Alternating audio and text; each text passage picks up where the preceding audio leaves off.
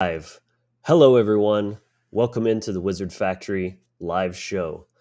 Today, we're going to be talking about AI. This is a new upcoming topic. I'm sure you've all heard the buzz by now.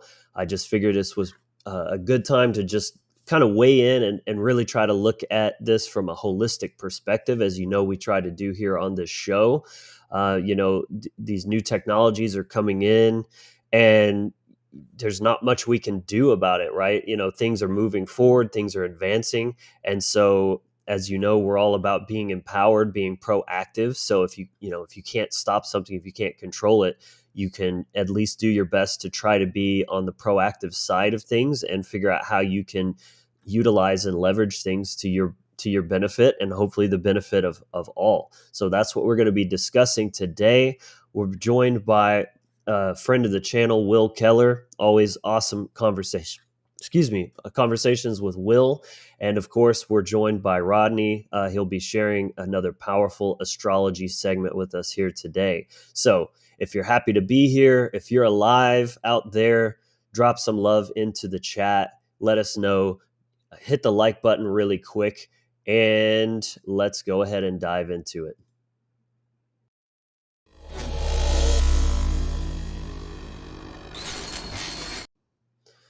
All right, so welcome to the show. We are live every Saturday at noon Central on YouTube and Facebook. Odyssey, I believe. I'm not sure if that goes out live on Odyssey as well, or if that is just it posts after the fact. I need to find that out. But if you're here, thank you. If you're new here, this channel is all about giving you the spiritual tools and mindsets to live a more free and empowered life. We are a growing community of those seeking self-improvement, spiritual evolution, and a tribal family. So if that appeals to you, consider joining us. Subscribe down below. And whether you're subscribed or not subscribed, hit that bell below, because if you don't, then you're leaving it up to chance that Facebook is going to be giving you good quality and unbiased content. So we keep it real here. So just make sure you're getting directly into your feed, into your notifications every time we drop a video.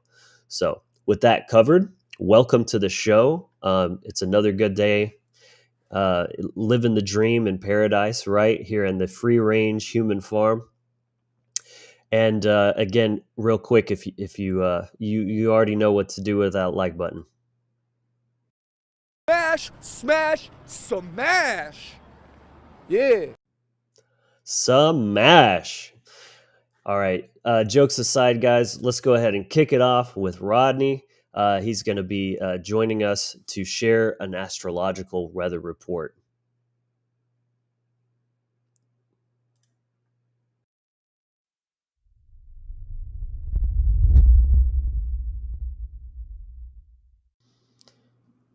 Rodney, welcome to the show, my brother. How you doing today, man? Hey, man, doing great. Man, we got some intense shit coming up. I'm really looking forward to the show, having Will on, and this is a great topic, dude. And it really does line up kind of with the energies that are getting ready to present themselves here in the next week in context to choice. There are two timelines that we're dealing with as far as I'm concerned, and this is part of the choice that we have to make. And to those doing the path work, this powerful solar eclipse is what I want to get into today. In context to being in Aries, I want to get into that because this is really announcing something for us. Those who are carrying the torch of Kenaz, in context to lighting the way and lighting the path, and bringing that energy of Daggaz up into illumination in context to not only our own individual lives, but then, inputting that into the collective with shows like this as well. And then our year of harvest in context to the seeds that we've sown since the 2017 eclipse, which I've been studying, August 21st, 2017, when we had that powerful solar eclipse in the United States. And interesting enough, this particular eclipse that we're coming into right now is in Aries. So this will be the second lunation in this particular gate in context to beginnings. Aries is about self. It's about the, basically starting up a new beginning, and we just had a new moon at 0 degrees with sun and moon. And that was announcing something that was ending and something that was beginning in context to the Aries gate, which is the first gate on the wheel. So we're dealing with ourselves here in context to our own path work and our self-individual leveling up now, okay? This is what it's announcing. So we've been sowing seeds since that solar eclipse of 2017, which was in Leo. Okay. And that was also a North Node eclipse in context to what this is going to be. So those seeds that we've been sowing as path working in our lives, are now beginning to, they're beginning to break open. I look at Aries as the seed, and the energy of that energy of Aries is within that seed, right? And so as we begin to water that seed, as it's planted, all those plantings of the seeds and all the watering that's been taking place, there's now a breaking open of the seed. Okay, so the 0 degrees sun moon conjunction, there at 0 degrees with the new moon was announcing an ending of something and the beginning of another. Look, I'm just going to be blunt right now. We're in a war. Okay, we don't have time to screw around here. We are in the midst and the battle of a war on consciousness here, guys. And people need to know this, because this is the time when we've got to step up. We've got to take the next step up, and we've got to solidify, not only breaking open that seed to the next level, but this is a Taurus North Node. Okay, so it's going to be, it's going to be shining on that North Node of the Taurus in context to the eclipse of the North Node or the North Star. That is the taproot of the seed. Taurus is the taproot, and the root systems that begin to go down in context to this. So what's happening? We are now getting something here that is going on to all the magic, all of the love, all of the power, and all the seeds that we planted for the last 5 to 6 years that have been going out are now going to start to get this boom. They're going to open up. They're going to break open. And that's what this eclipse is all about. See, the eclipse is just the condition of the heart of the collective in context to how the moon, this is a solar eclipse. So the moon is basically moving between the earth and the sun. So it's coming and it's moving between the earth and the sun, and it's an annular eclipse. So you're going to see the outside ring of the sun, and then the moon in the middle, almost like a black sun, kind of what it looks like. And with this in context, this is announcing something being at 29 degrees and the second lunation or the second new moon in context to this gate, right? So what are we dealing with here? We're dealing with the announcement of something. Something was announced at 0 degrees. What was that? That was saying, okay, this is endings. All the endings are taking place, and there's a new beginning getting ready to arise. The warriors are going to arise with the torch of Kinos in their hand in context to the seeds that have been sown, and we are going to now have a harvest this year in context to those seeds. We're going to see the plant and the tree begin to come up out of the ground now, because this is a brand new beginning, and we are going to begin to see the harvest of our labor and our work in context to Yera this year. Now, interesting enough, this is a 29 degrees eclipse, an anaretic position. So this is the challenge, because an anaretic position is always a challenge whenever it's at a gate, whatever gate you may have a 29 degrees, placing, that's a challenge to that gate and to yourself in context. This is a challenge to ourselves. Look, we're up against evil, and we got to be able to look that shit straight in the face and not back down. We aren't here to play around. We're here to take the next step up and take the harvest of those seeds, and then bring this into a place where that seed now is cracking open, and that taproot in context to this Taurus North Node that's happening, and begin to actually solidify our positions as mages, shamans, and those that are mystics, and those who are doing this path work. Okay, you got to level up here as a warrior. And that's what this is really announcing in context to this solar eclipse that's coming up. Now, the octave of Aries is what? Scorpio. we have a straight up square to Scorpio and Aquarius, which is announcing what? The actual taking charge of our organic technology. See, this is what it's announcing. The announcement of our organic technology and the leveling up and the breaking open of the codes, or the what I call the codes within us. There's 64 codes within our makeup and context to our genes. We are dealing with the 60th code here. Okay, I've been doing some research on this, and this is breaking open the vessel. And this is breaking open and breaking down and breaking open the limitations that we've been under in context to our own path work, and where we've been coming up against that ceiling. This is the time where we break through that ceiling. Okay, now what's happening? Okay, so this is going to happen at midnight on the 20th. This particular, on here in the United States, this is going to happen at midnight, and we're literally going to have the clarion call of the horn. So the horn is going to call forth through the eclipse. It's going to call forth the warriors now to take the next step up and the next level up in context to where we're going with everything. Okay, you got to set the intent to where you want to go with your warrior codes. Okay, that's what this is announcing. It's trining to Pluto, which is the octave, which is the transformation aspect in context to this. Okay, I'm not trining, it's squaring. So it's squaring to Pluto in context to this. So there's tension there, right? Well, as warriors, we need tension. We need challenge, because without tension and challenge, you don't level up. Okay, so the square that we're going to experience is challenging us in context to the octave of Mars, which is Pluto, or Aries and Scorpio. Okay, so this is bringing us into the space where we're feeling that tension and that power base in context to how we want to level up our lives. Okay, and where we want to go with things, and tapping our warrior aspect, and taking the challenge to the next level.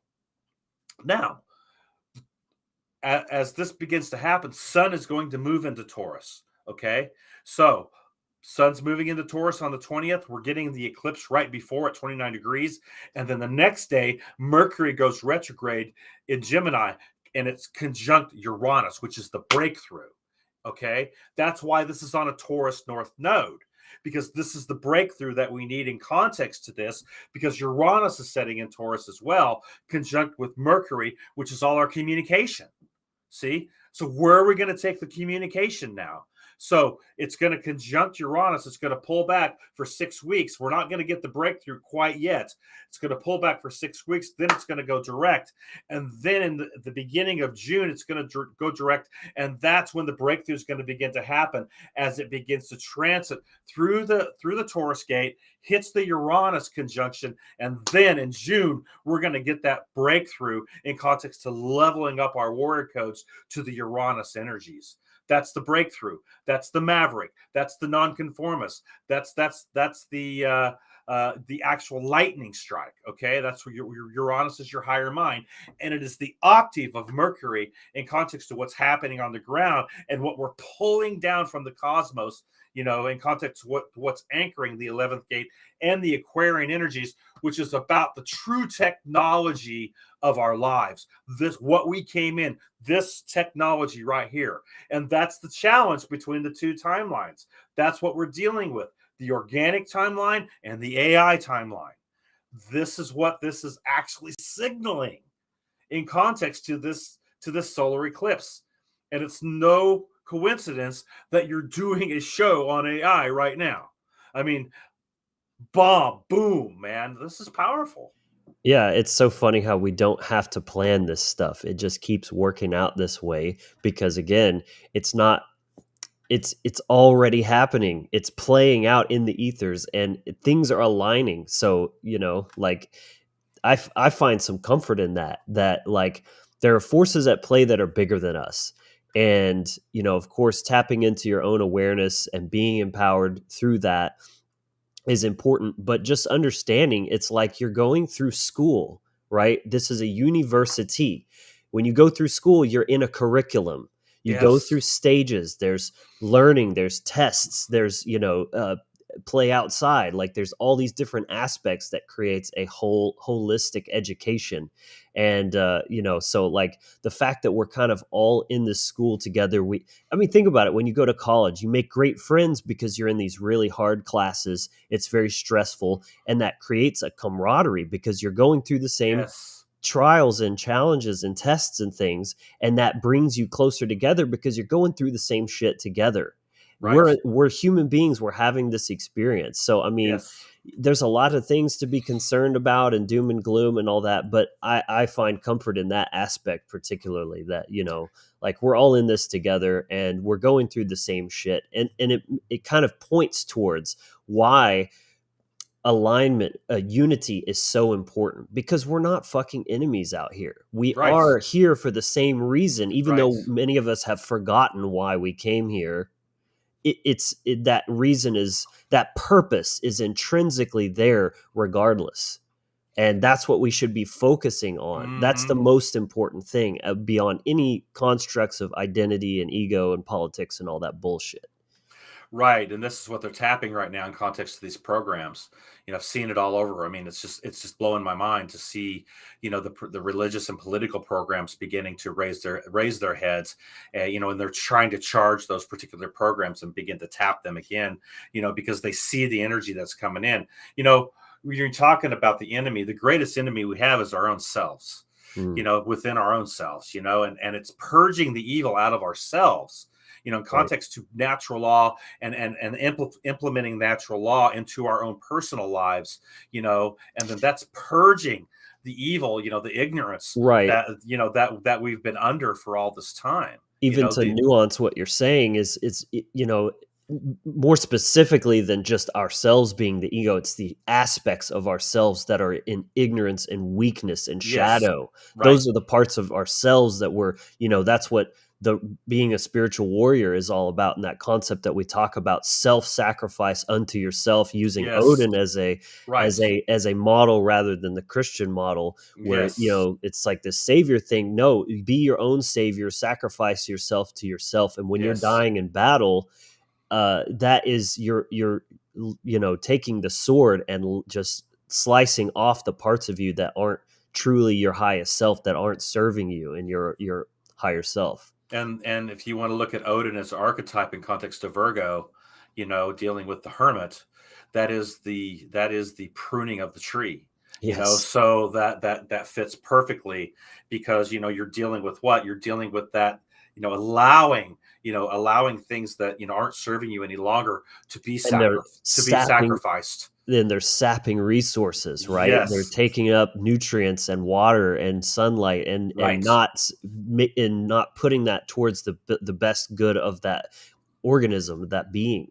Exactly, and then that runs to the Mercury aspect in context to Odin as well, and ancestral energy, which is what we're dealing with now, and where Mercury is in Taurus, which is the taproot itself, in context to the seed and then the taproot coming down.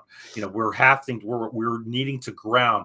Really, what the heavens are announcing is there's another level of grounding that we need to actually step into now, because of the energies that are coming and the brevity of time that we're in context of what's actually happening on the planet, to the solar activations and the stellar activations that are taking place.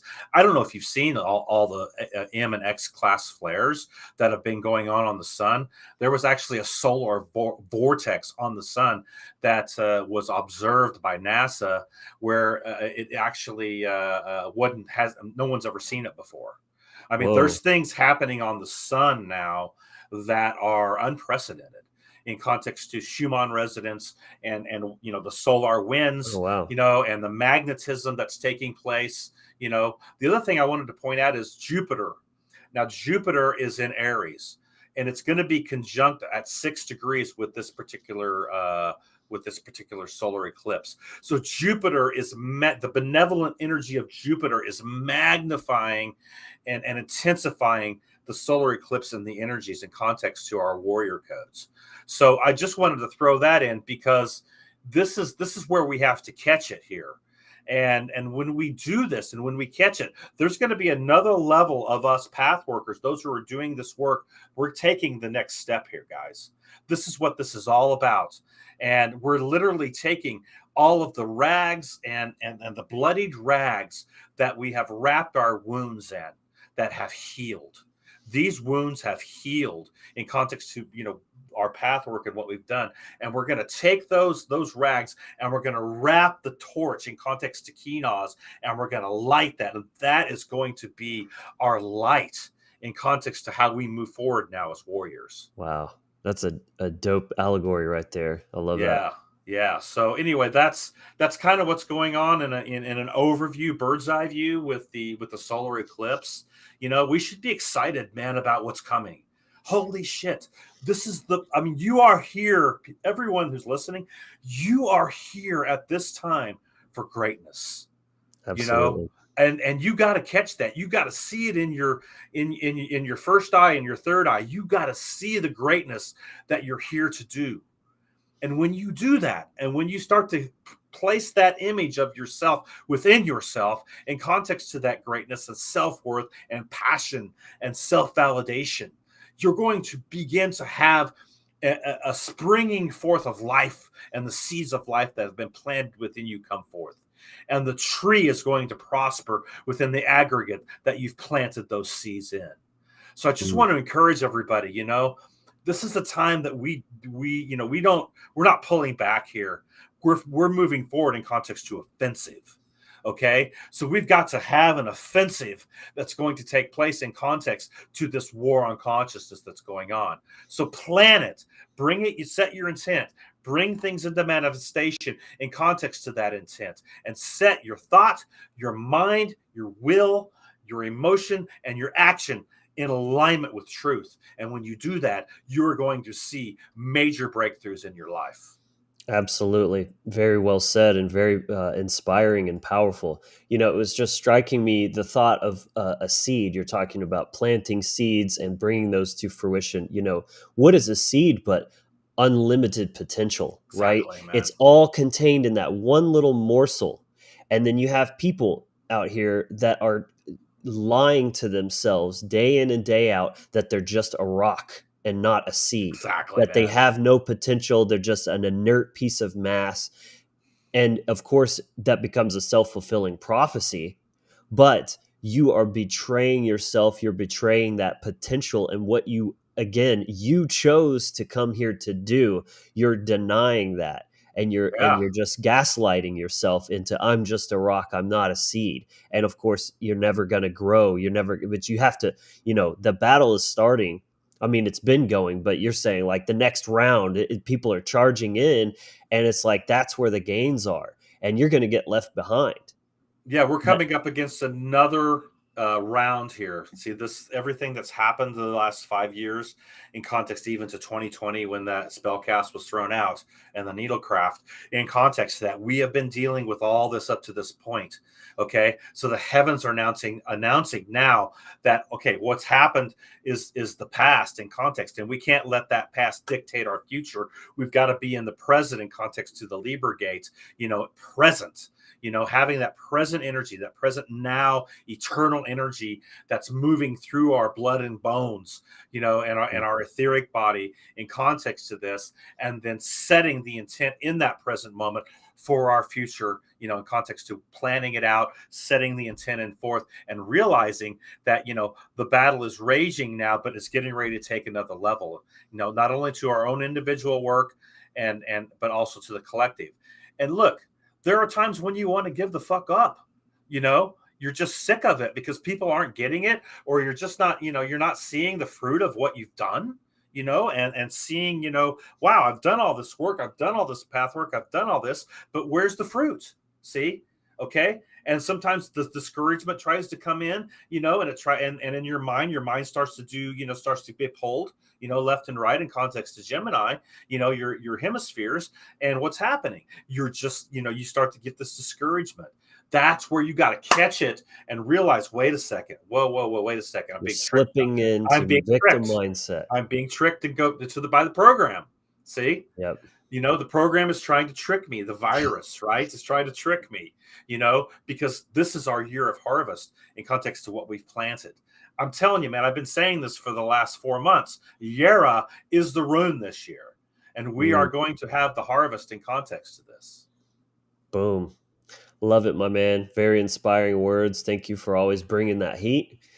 And that concludes the Awesome, astrological segment. Rodney, give a shout out to let people know where they can find you. But just side note, I recommend everyone go and look at his recent video. He goes more in depth on this eclipse. I watched that yesterday, I believe, and really found a lot of wisdom and power in there. Yeah, it's on my Facebook page and on my Hardcore Productions page on Facebook, and then I'm going to be loading it up to my YouTube page also. Both of those are Hardcore Productions YouTube and Facebook, and then I have my regular Rodney Goodwin page on Facebook, and then my website is hardcoreproductions.com. So that's where you can get a hold of me. I do transit readings, which are very powerful, and they're very beneficial, in context to what's transiting your natal aspects, so you can look at, where things are and set a plan in motion in context to your magic, your own personal magic, and how you're wielding it to planetary magic and planetary alchemy, and then also natal readings as well. So anyway. It looks like my camera kind of freaked out there a little bit. I don't know what it's doing here. There it is. Yeah, you're dissolving into the ether, man. Yeah, I know, right? I'm disappearing, man. Yeah, exactly. Awesome, bro. Thank you as always, and we'll bring you back in just a moment. Okay, man. Cool. All right, everyone, give some love for Rodney. Always bringing that good wisdom from the stars and the planets. So, we're going to get into the topical in just a moment, but just before that, I want to do some quick housekeeping. So, of course, as always, the initiation package is available. It's a free course and download. Comes with a 3-part video series regarding things like drawing the circle for any type of energy practice, magical work. You've got Rune Galder chanting the runes. Really a lot of good stuff. By far the best free download course you'll find out there. I guarantee you that. I mean, I put a lot into that. So do check that out. That's on screen or in the description box below on the link tree there. Also, I want to ask everyone to follow the Wizard Factory on all the social media platforms. I am pretty active there. As well as my own personal Facebook page. I do a lot of daily posts of just little short snippets. So if you want more small daily doses of wisdom or just things to get you thinking or seeing a different perspective, I do recommend that.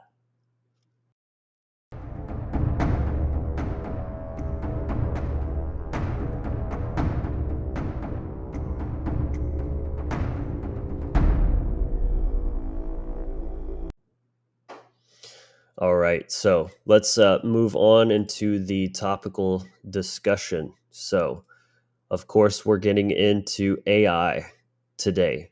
1 second, not full screen. Okay, still getting the feel for this program here. So we're talking about AI. And again, this is a very important and I think somewhat controversial, subject that we're going to get into today. We're joined by Will Keller, so let's go ahead and bring him in. What's up, Will? How you doing, man? What's up, my brother? Always good to have you. Thanks man. An honor to be on here. I'm actually hold on 1 second. I'm getting crazy feedback. Huh. I might have to exit and come back in. Okay. Sounds good on this end, but yeah, do what you got to do, man. Okay.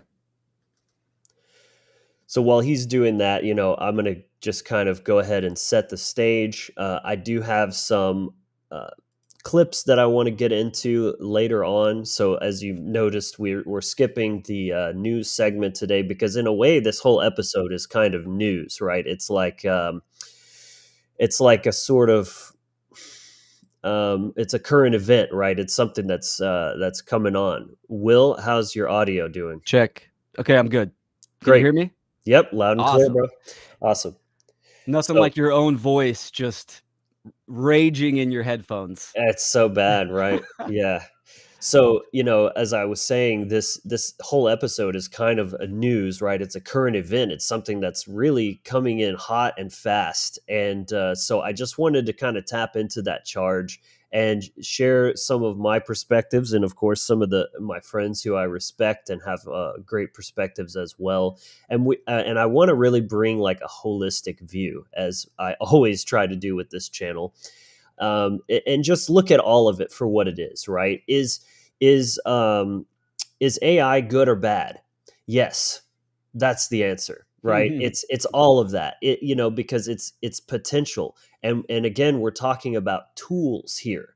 And this is a very important concept. We've done a podcast episode about that. But I think that would be a really, because it's such a foundational aspect, that might be one that I am going to revisit as well. If y'all notice, I've been kind of retouching on some old topics. We did bullies on the playground again, the unconscious feedback loop, because, it's been several years since we've covered this stuff. Obviously, it's just me now.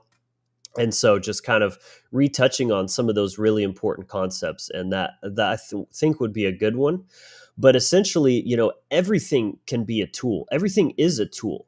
And it's, as we understand about the principle of mentalism, everything, it begins in the mind, but then it's brought into manifestation of some sort. And typically, we don't do that unless there's some good reason for it, right? That takes resources, it takes effort, it takes energy, creativity, planning, things like that, skills, right? So we don't just typically bring things into existence without some kind of purpose, and almost always that purpose is a leverage of some sort. It leverages natural laws that brings in or brings about a certain type of outcome, right? You build a guitar so that you can use it as a tool to make music. You build a TV to create images, and then you can watch videos or see what's going on in the world, things like this. I mean, but just like literally look around you and think of it. Is this a tool? And what is its purpose?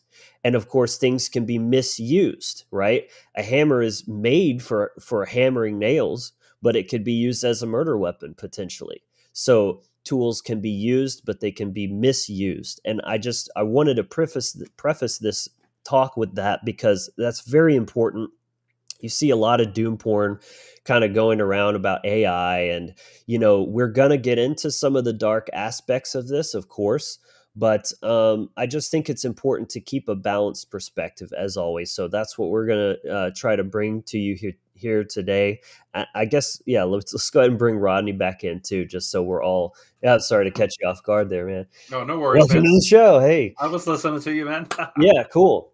Like I said, I just wanted to preface that, because it's never just black and white, right? That's a whole other concept that, is fundamental, that there's an episode for, is black and white thinking, and learning to cultivate nuance, being able to see all the nuanced perspective, and not just have this clunky knee-jerk reaction to everything. And that's what you see most of the time. Everything is so, oh, it's just this or it's just that, and never getting into those like minutia. That's where all of the wisdom really comes from, actually, is those what I like to think of as yes and is how I kind of frame that, because it's like, yes, that's true, but also additionally, here's a counterpoint that kind of offsets that. Like, again, and I love bringing this up, but if you look at the yin yang, it's not just a white blob and a black blob. There's that little speck on each side. That's the nuance. That's what's actually bringing that balance that just kind of offsets the weight of that on one end of the spectrum there. So, yeah, I think that's a good kind of introduction.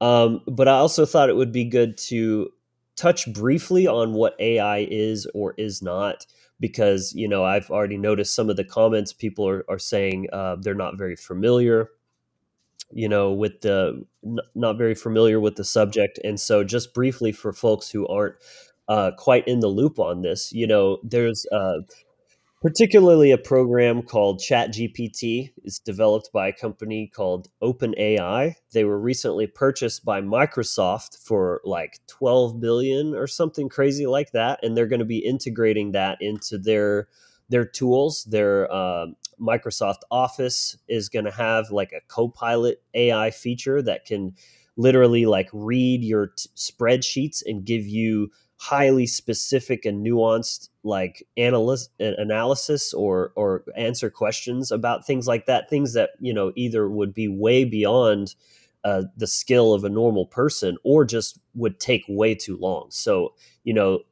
I think one big thing with this is just it's going to bring efficiency and effectiveness like off the charts, like just parabolic in terms of versus just people doing things the old fashioned way, so to speak.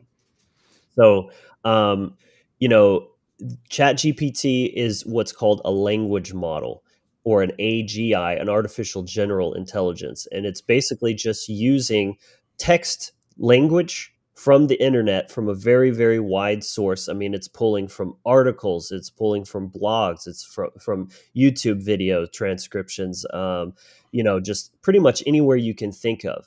And I think one useful way that I like to look at it is think of it as a two-way Google, right?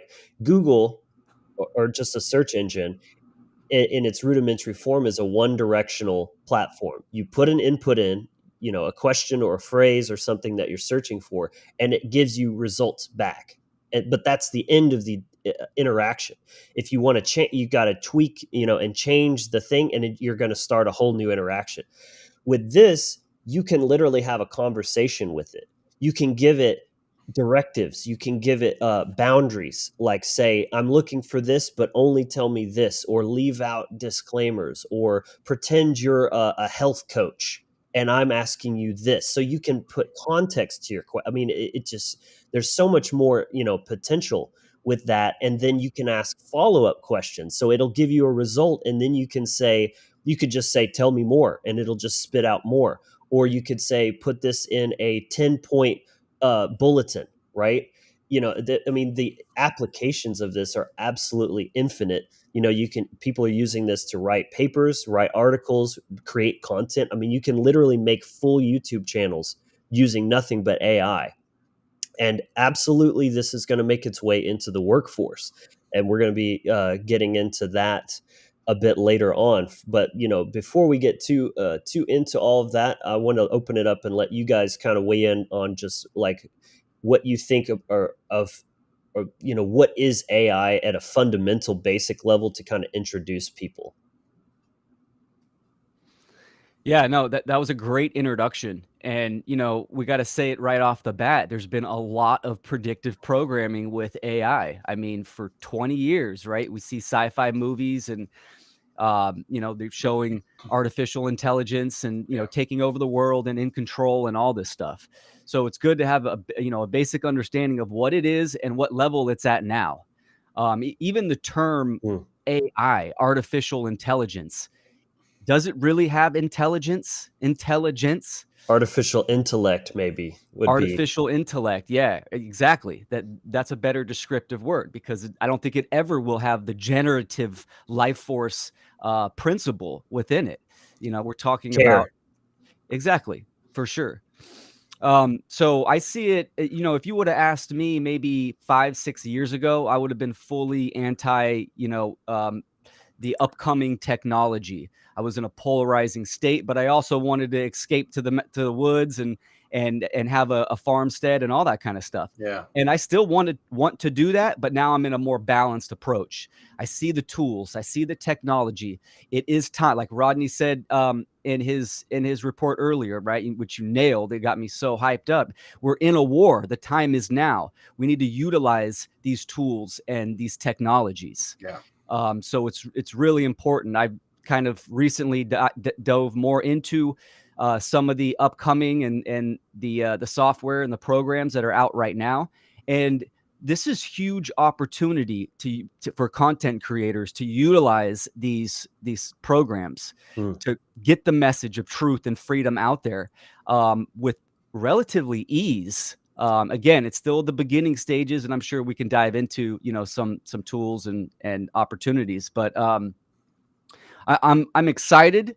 I understand the potential for it to kind of go in a negative aspect and used against us. So I'm aware of that.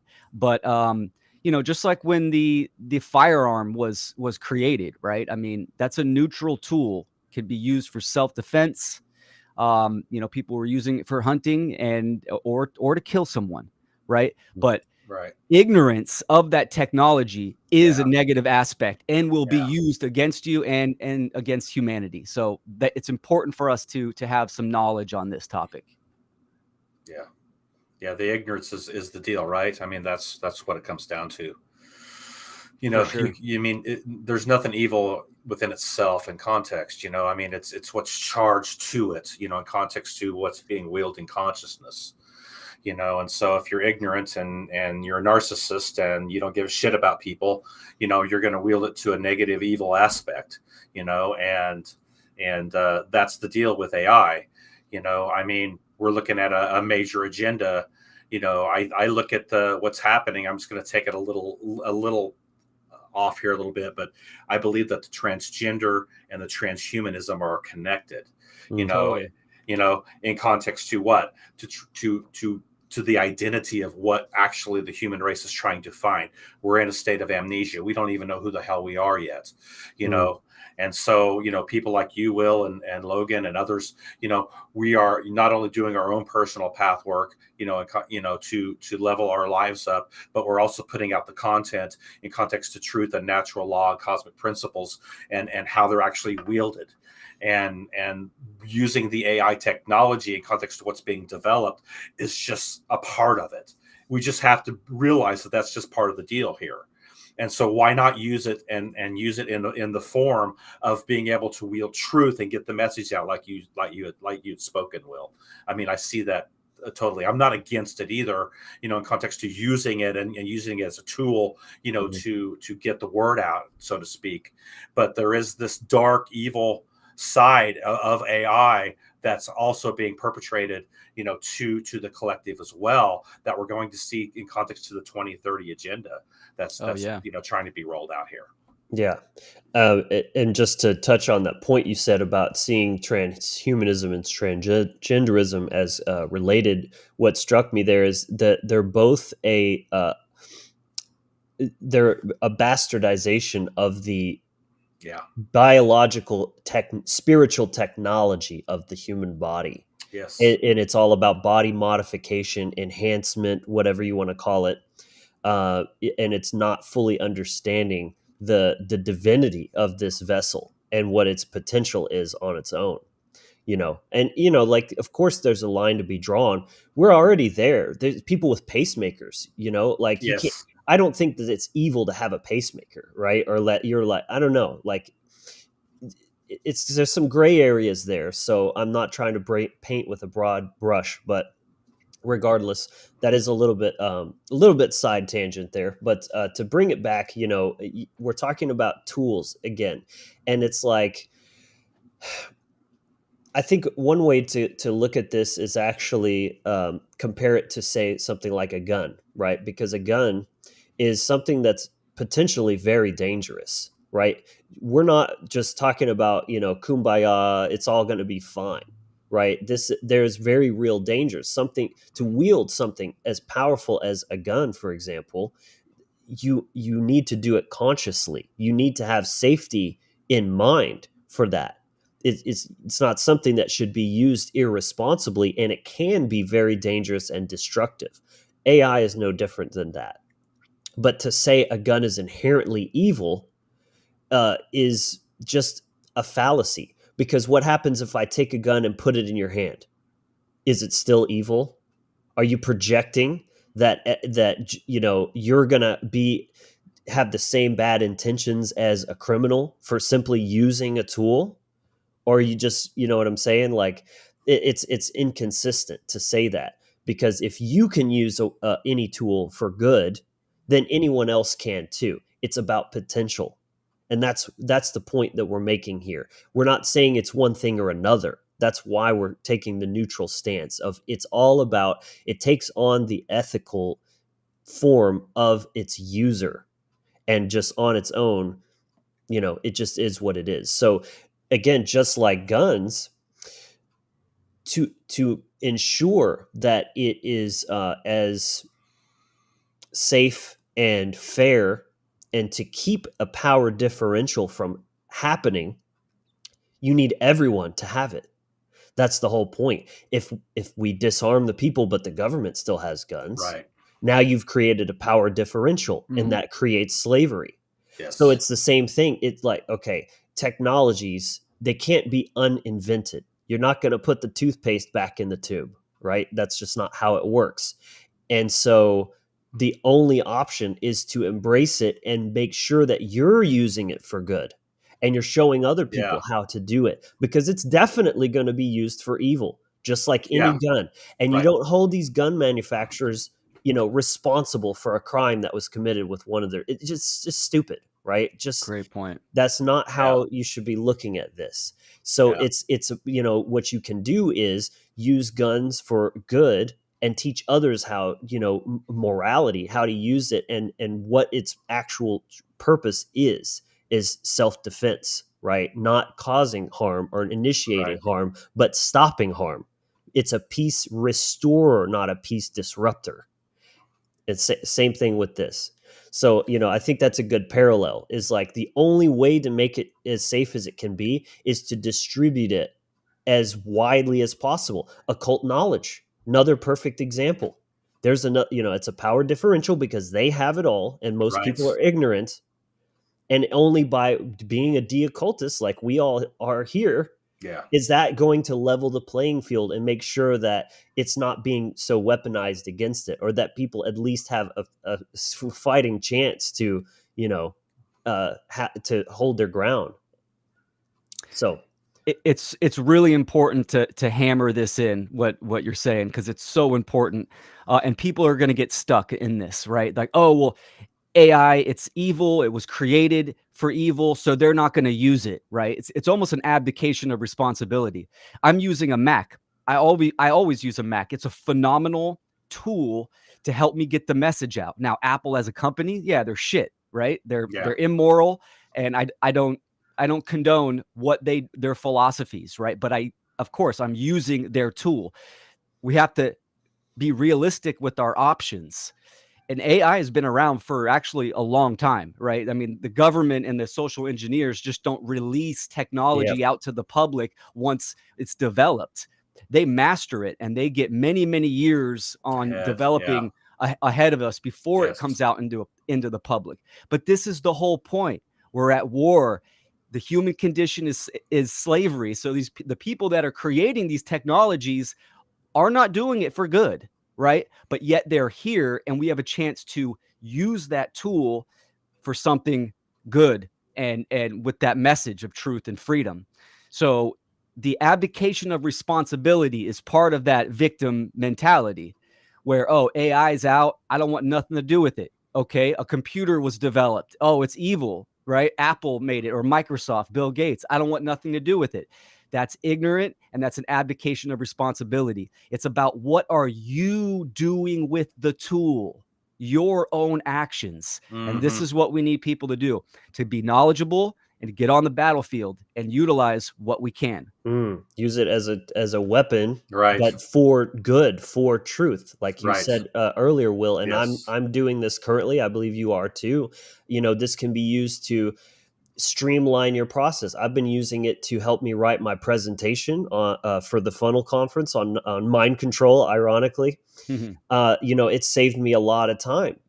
I'm not using it to write it for me. I'm using it to give me information that I can put into my own words and structure in my own way. So, I think that's one misconception about AI, especially when applied to the arts directly, like with Midjourney and things like this. Yes, it's useful, but it can also be a inspirational tool for artists. They can, say they're having trouble articulating a visual through painting, but then they give the prompts to AI, it spits out an image, and then they use that to then make what they were trying to make. They still made an original piece, but they just used it as what? A tool, right? And I think that's where it's, key. Like, so even a lesser known fact about myself is I do a lot of voice impressions. And now Yeah, those are we've good. thank you. We've got AI that can do that same thing. And people have asked me, well, like, well, does that bother you? Like, now AI can just do the same thing. I'm like, not really, because it's not that impressive when an AI does it. Like, when I do it, people laugh and they're amused and they're impressed. But if everyone knows, like, an AI could just replicate a voice, but there's no art to that. There's no creativity. It's just an algorithm replicating. Right. It's different. So I don't feel threatened with my plans to build another channel around that skill, because I think people will still be interested to see it, even though there will be other people using that to make content, by just, they, revoiced something with somebody else's voice or whatever. Yeah. And, there's some good, the privacy of the individual, right? This is a big thing that I hear. There's a comment right now, asking Chat GPT, ask for their phone number when they install it on their computer. Yeah, if you're not comfortable with that, then maybe that's not your path. But this is my personal outlook. I'm in the public eye. Yeah. I want to be on the soapbox in front of hundreds and thousands of people spreading the message of truth and freedom. I don't care who knows that I'm talking about this information, right? The government, they can know me all they want and what I'm about. I don't want to hide. I want to be out there. Now, of course, that doesn't mean free access to all my personal information, right? There's that balance, but we need to weigh it out. Of course, the social engineers are using AI to advance the control system. That's what they're using it That's for. the agenda. Straight up. Right. Exactly. Just like they use guns and they put them in the hands of order followers to violate us. Yeah. With the police and military, right? But that's not going to stop me from owning a gun, and that's not going to stop me from maybe using a potentially strong tool. I'm using AI right now. I have not used Chat GPT. I'm using AI to create my short videos. I can submit my 3-hour interview, and they use keywords and analytics, and bam, I get 20 shorts out of that. I can review them. I could do a little creative essence to it, and then I can put them out. That saves me hours and hours and hours of sitting at the computer and content creation. So that works for me. It's to my benefit, and that's how I'm utilizing that tool. It's a delegation tool. Yeah, we're not making cat videos, right? We're not throwing balloons off the balcony to our neighbors. We're talking about fucking freedom and truth and morality and natural law. Yes. This is important. So when people say, "Oh, you're just you're a podcaster, you're a content creator," yeah, no, I'm not teabagging my brother on camera. I'm fucking talking about we are at war. And we need to stand up and we need to fight for our rights. So there's a difference, right? There's a difference. Absolutely. And I think, it comes down to another concept I've talked about a lot on here of being a modern day wizard. It's not about living in a fucking cave and throwing bones around and to be a modern day pagan for that matter. It's about synthesizing the old with the new, living in the current age and utilize, because that's all they were doing back then too. They were just utilizing the most current methods and tools that they had access to at the time. So now it's literally no different. It's not about like trying to replicate, or it's somehow less pure if you're mixing, you know what I'm saying? Like that, to me, that's more authentic, is embracing the time period which you were born into, or you might even say chose to be born into. I don't think we chose to be born in here to just live like an Amish person and say everything beyond a certain technology is evil inherently. It just doesn't make any sense. And again, tools are a conduit of power. That's really what it comes down to. And by denying and rejecting tools, you're de facto rejecting power, potential. right? You're making things just way harder on yourself than it needs to be for just no real good reason, for just kind of arbitrary or emotional reasons.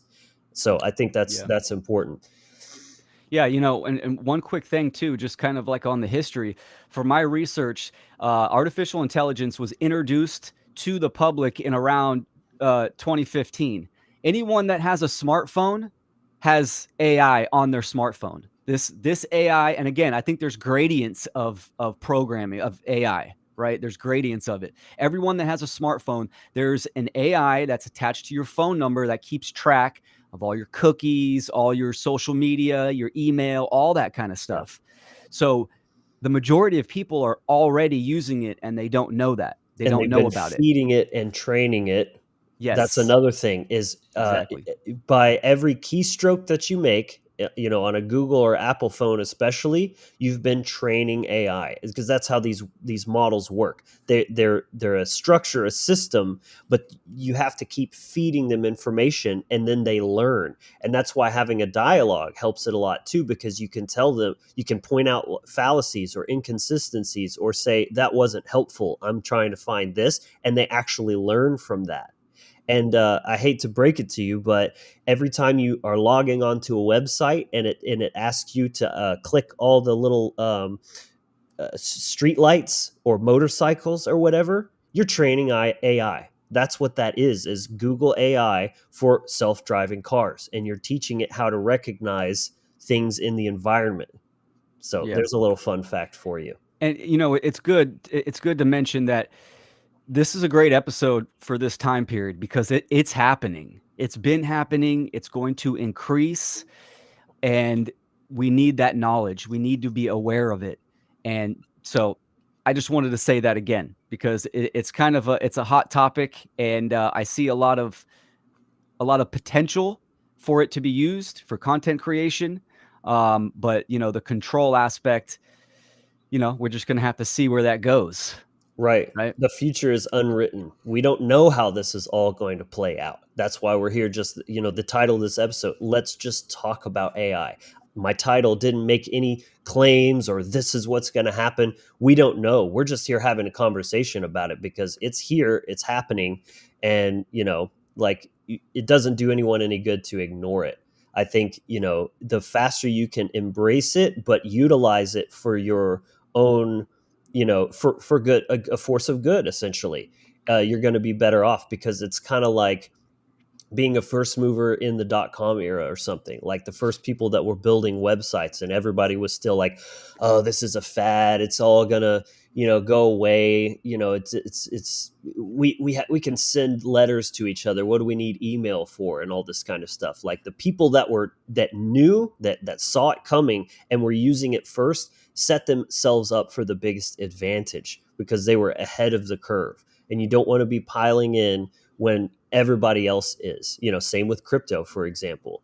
The retail always buys the top, and that's like at the end of the trend, that kind of thing. Yeah, I mean, most of the financial platforms are all ran by AI. Yeah, there's bot trading that's Yeah. already being implemented Yeah. as well. I mean, like this is so much bigger than you think it is. Like anyone, I'm saying that generally, because it's there's data that's saying that it's going to be disrupting like most jobs. At least 50% of your job will be delegated to AI within a few years. I mean, maybe 3 to 5, 8 years, something like that. I mean, it's going to take some time, but not probably as long as, not as long as you might think. Well, Like it's coming in hot. And smart cities, they're already planning these as well. Yeah, they've been planning this for years and years and years. And absolutely, this is part of, and again, I'll say it again, like what you said, Rodney, this is part of a transhumanistic agenda. Absolutely. That's the macro goal where they want to take it. They want to take it to that level of a control system, right? Yes. For the future generations and generations. So it's, as a messenger of truth and freedom, a content creator, a modern wizard, it's good to be updated to be in the know on the current tech, right? If you're still writing letters and mailing them out to addresses, right, you're obviously not going to have a big impact, right? You're behind. Right. Your literacy of modern tech is outdated, right? So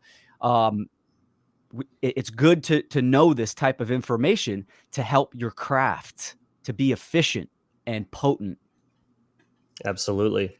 Yeah, isn't there, I mean, there's the line, right? I mean, when we're looking at the actual organic technology of nature itself, and then the actual organic technology of this physical body in context, we are entering, the age of what? Aquarius. Pluto and Aquarius is announcing this in context to this, so, I think there is a balance. We still need to, understand that this particular technology we need to master.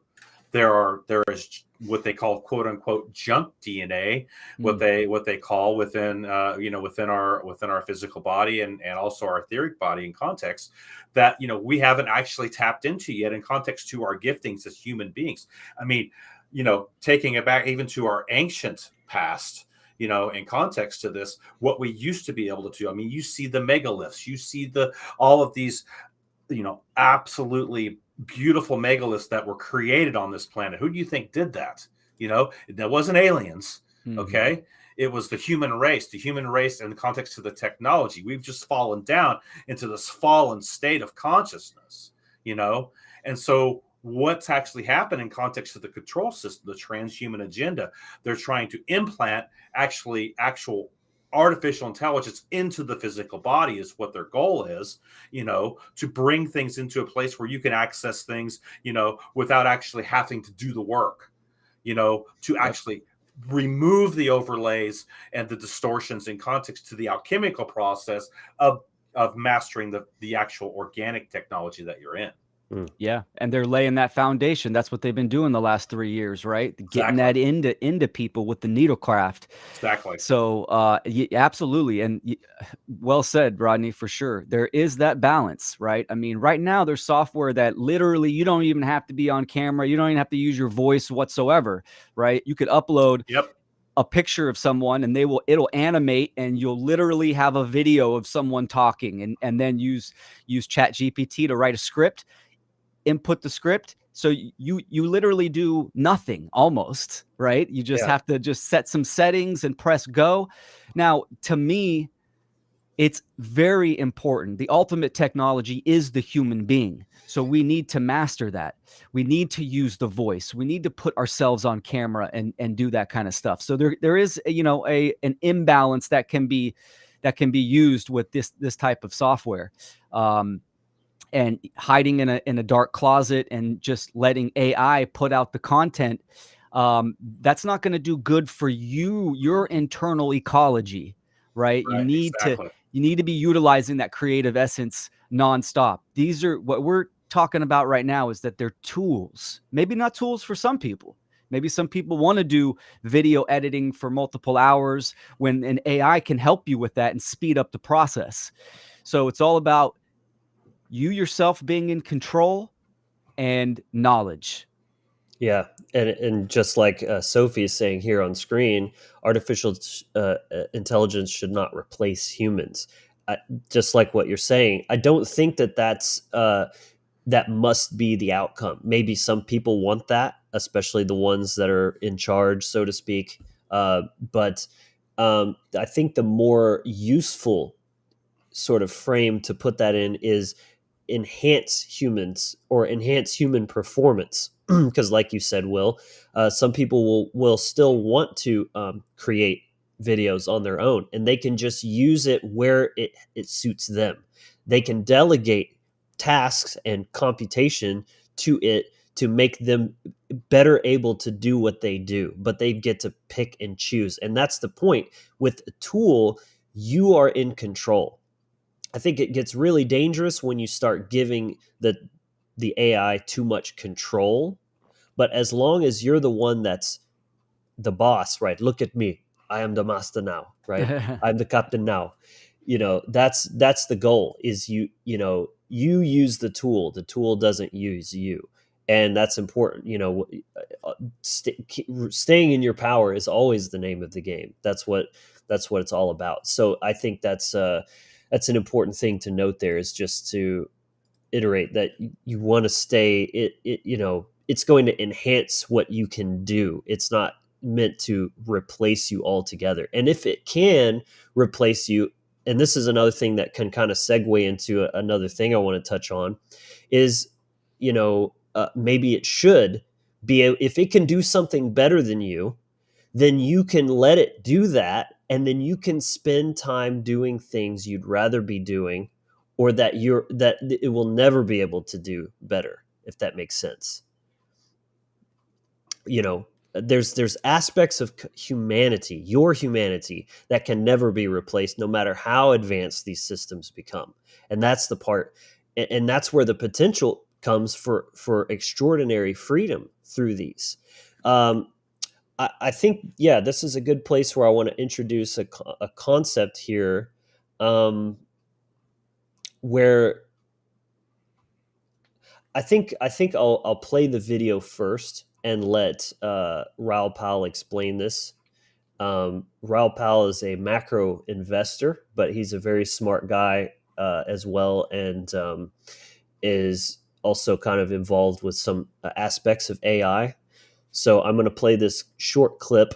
I think I fixed the sound issue, so let me know in the comments if you can hear this, but it should be good. I'm going to play this segment right here. What is GDP? GDP is a sum of all the economic activity that goes on. We're talking about comprised GDP. GDP is gross domestic product. So essentially you're talking about, again, he's a macro analyst. So there's, but this will tie in, if you just bear with it here. But GDP is essentially the gross productivity, usually looking at a country or a company, right? It's like when you take all their output and then their expenses, GDP is basically what's left that can actually be used as or seen as growth or productivity, essentially. Growth rates are comprised very simply of the number of people in your economy. Is it growing? If it's growing, your economy grows because there's more people generating more activity, generally. Secondly, is how much productivity does it have? Are those people productive? Do they make a lot of stuff for each man hour? And finally, is how fast is debt growing? So when we have an aging population, the number of humans declines over time. What happens is we stopped immigration almost everywhere because everyone was under pressure for income because real wages haven't gone up. So we lowered the rate of immigration, so that lowers trend rate of growth. Aging population, they're less productive and they spend less. So GDP keeps doing this for decades on end, baked in the cake from that. They become less productive because they're older people and a whole bunch of them aren't in the labor force anymore. Okay, so you're not very productive, you're getting old, not population growing. So guess what? Bingo, answer, debt. Ding, ding, ding, ding, ding. We just took on debt. Right. It was rational until it's not. It's like it's rational to super leverage yourself on a house. And house prices go up and you look like a god until you get it wrong and you lose everything. So it was rational to take the debt, and this is where we've got to. And then the government's got into the same boat and everyone was just the debt. So now the debt is the debt. Debt growth is actually not that high anymore because we've hit the ceiling. So the only way to solve this goes back to our earlier conversation, is we cannot solve population growth. And debt growth has peaked out. So we've got the one thing in the middle called productivity. And that takes us right back to AI and the robots and cryptocurrencies, Internet of Things, green energy, all of these things. So if you are governments, look what Europe's doing. It's interesting. And maybe I'm just inventing a narrative. But Europe, the US, Japan, they all know what they're doing. So they're printing money to cover their bills. And Europe thinks, well, Christ, we need to get the bloody economy going here because GDP growth is what pays our bills. And it's pretty sluggish because everyone's old here and everyone's in debt and the banking system's a mess. Let's do a double whammy, which is what the US did back in the 40s. Let's put as much stimulus as we can from this fake money and ram it into the green energy sector. and we're going to build a lot of stuff. And we understand a lot of stuff is going to be wasted capital, but out of it, we're going to do one amazing thing, and it will happen, is out of this, energy costs will collapse. Now, this is really important for people to understand. What does technology do? Technology drives more productivity out of a single unit of energy. Kind of, once you see this thing, it's like that's what humans do with everything. It's like find a way of extracting more for that barrel of oil, because that's what we use. Now, that barrel of oil has been our fixed energy source since we replaced whale oil. So we've been using this, and so it's been the constant. So technology's had to drive all the productivity in every way it can based on how much is this. So we've had to bring computational power down, everything down, so that one fixed thing, which is the price of oil, which on a inflation adjusted basis has been pretty stable for the last 70, 80 years. And if what the US is doing with its Inflation Act, and the Europeans are doing with its green energy, and Japan is doing, and China's doing, and Australia's doing, and the UK's doing, if they force enough investment in, they will change the energy source of the world. And because all of these have exponential downtrends in cost, we will change the energy coefficient. And what happens is productivity times the lowering the cost of energy is an exponential change for all of us. That's all right. So this is a really fascinating video. I recommend everyone watch this. Tom Bilyeu, and I'll put a link later in the post on for the description. But what he's talking about here, I think, is really, really profound. So he's basically saying that we are in a dilemma where productivity, where GDP is going down and debt has peaked, right? I mean, it's maxed out. Like you can't. It's an insolvable problem there, basically. So the one factor that can offset this whole thing is productivity. And that's where AI comes in. That's the way that they can shift the scales back, because we can delegate and to AIs and machines, essentially. So, I mean, I know that sounds scary, and it could be, but it's like, just keep in mind how much of this could be your programming, right? We've been programmed from birth to need to work, right? We need to work to make a living. But I'm so curious, like, what would the world look like if that wasn't so, right? What if basically the job force for humans got shrunk down, but we got all our needs met because we're using tools, technologies that make things still happen without needing to go into a job or a factory or whatever every single day and trade your blood, your life force energy for simply survival. That is extremely fascinating to me. So if productivity goes way up, then what if it's actually possible, that we could have a world where things get done, but our time is freed up and we can actually spend our lives doing more of what we want to be doing, right? What is your guys' thoughts on all that? Yeah, I mean, that's a huge potential. I think right now we're in a transitional period, right? I can see, the younger generation where that can be a factor. And I think that's great, because if all the shitty jobs that a lot of people don't want to do, AI can do that, increase the productivity, allows people to be more creative. But again, it still comes down to but what's your message? What do you stand for? What are you doing with that creativity? So that's an important factor. It's interesting. It's definitely interesting. And I think we're in that gray area where we're going to see, maybe when we're older, or, when my daughter's growing up, we're going to see that actually be a reality in society. Yeah, it's putting it in our face, the potential that's coming up of what would you do with yourself if you because we become so identified with our line of work, right? Well, I'm just this, I'm that. But it's like, if you took that away and you didn't have to do something, what would you just choose to do for no other reason than that's just what you want to do, right? So what if an AI can make a more beautiful piece of art than you, because maybe you've never done art before, but do it anyways, not because you have to or you think that's going to pay your bills, but for no other reason than it just brings you joy and fulfillment in life. Like, it's really something to think about, Rodney.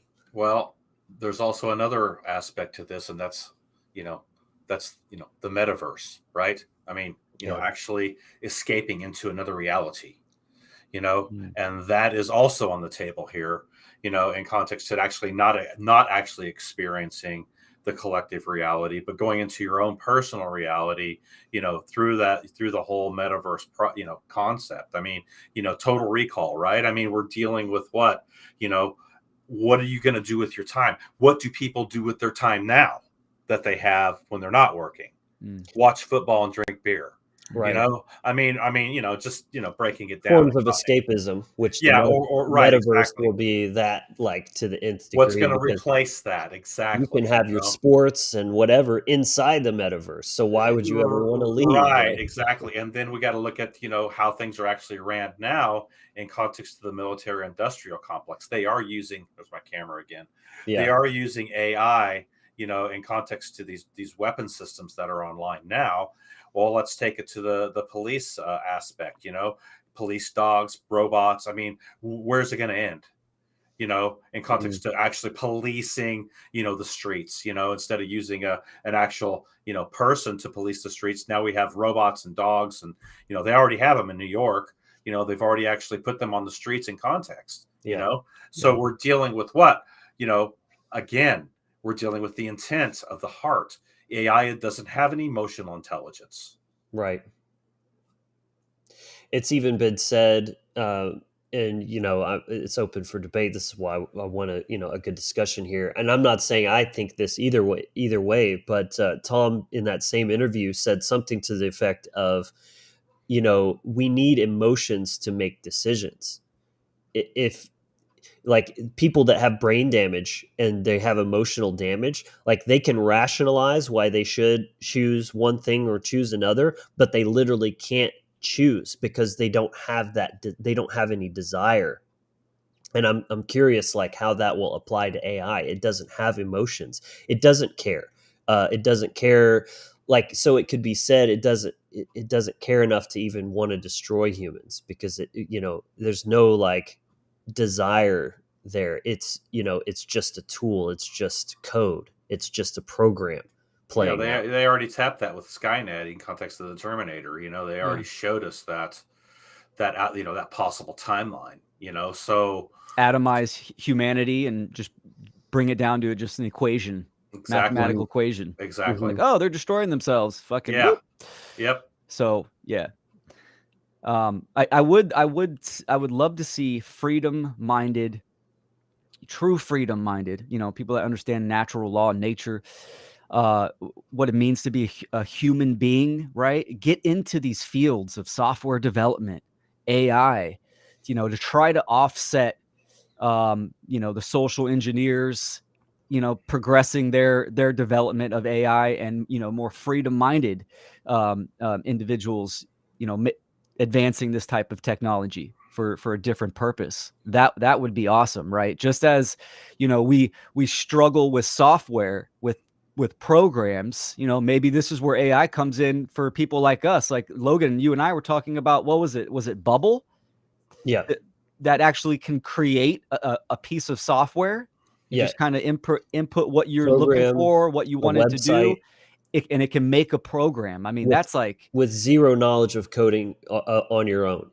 Basically, one way to look at it is you can now just be an idea man and let AI execute on these kind of things. And I mean, there are people that are already making millions from building businesses from scratch using AI for every single thing. I mean, you can use it to, to design your logo, your branding, your copy, ads, website design, an application or a program, like everything. If you have Yeah. an idea that can help people, right? That's what business is supposed to be all about, is solving problems and soothing pains, right? For people. Like you come up with a solution for a problem that you see, and then you execute. And then if it's useful, people will love you for it, and they'll actually use it because it has. And this is why we say, things like good ideas don't require force. You know what I mean? That's what it all comes down to. It's about building intrinsic value that it just genuinely makes people's lives better. The government is the opposite of that because it creates nothing. All it does is steal and Parasite. Yeah. delegate and rearrange. And Yeah. And true intrinsic value is always within the self. It's always self-knowledge. And it's important. I could see it as AI being a utility. It's like, what do you care about? Like, if there's a robot that's going to do my garden for me, I don't want that because I care about me getting in the dirt, Right. and hands-on with nature and working with these forces, right? Yes. So we can look at the metaverse. What do you care about? Well, if you have no self-knowledge and you are completely closed out and ignorant and don't have that activation, well, then yes, escapism is what you care about, and you're not. There's no justice there, right? There's no value. So, but a lot of people are going to choose that. So when someone says, "Will AI replace humans?" I think AI can replace normies, the people that are not NPCs, yeah. activated, Mhm. NPCs, yeah. absolutely, because they're That's what not an NPC activated humans. That's what right? an NPC is. They're an automaton. They're Exactly. just following Right. orders. They're Yeah. programmed.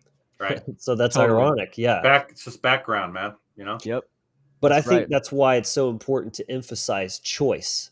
Like you were just saying, Will, if you don't want an AI or a robot doing your gardening, you get to have that choice. And I think that's what makes this such an potentially empowering technology, is it simply gives people more choice. And what is freedom, but if not just more choices, right? Well, taking it even into the Star Wars concept, the Jedi, the Sith, when you're looking at in context to the technology that they had to operate in in the movies, it's just giving us a snapshot maybe of what's coming, in context to this, the organic technology that we're leveling up with our own selves in context to, the codes of the Jedi and, what's within those who are actually carrying the templating, to the organic technology and bringing things into that aspect, dealing with our ancient past and, bringing the original human blueprint back online, to this world, but also being able to incorporate the AI technology within the midst of that. I think Star Wars kind of gave us a little bit of a peek into that, don't you think? Yeah, that's a great observation, because you have, the technological terror they've constructed known as the Death Star. And then you've Right. got the rebels riding around on tauntauns and, Yes. like very organic versus mechanized, even Darth Vader being this kind of symbol of Robots he's more type of thing. machine now Yes. than man, right? Yeah. Yeah. Also, the allegorical movie, The Matrix Resurrections, the one that Yes, was that's another released one. recently, Yes. they had AI that actually that human beings were in symbiosis with. They called them the symbiotics, I think, and they Yes. were actually helping the humans out. Right. So that's fascinating as well. I find it funny, just a little green language, AI, right? I, like the volatile I, AI, I am.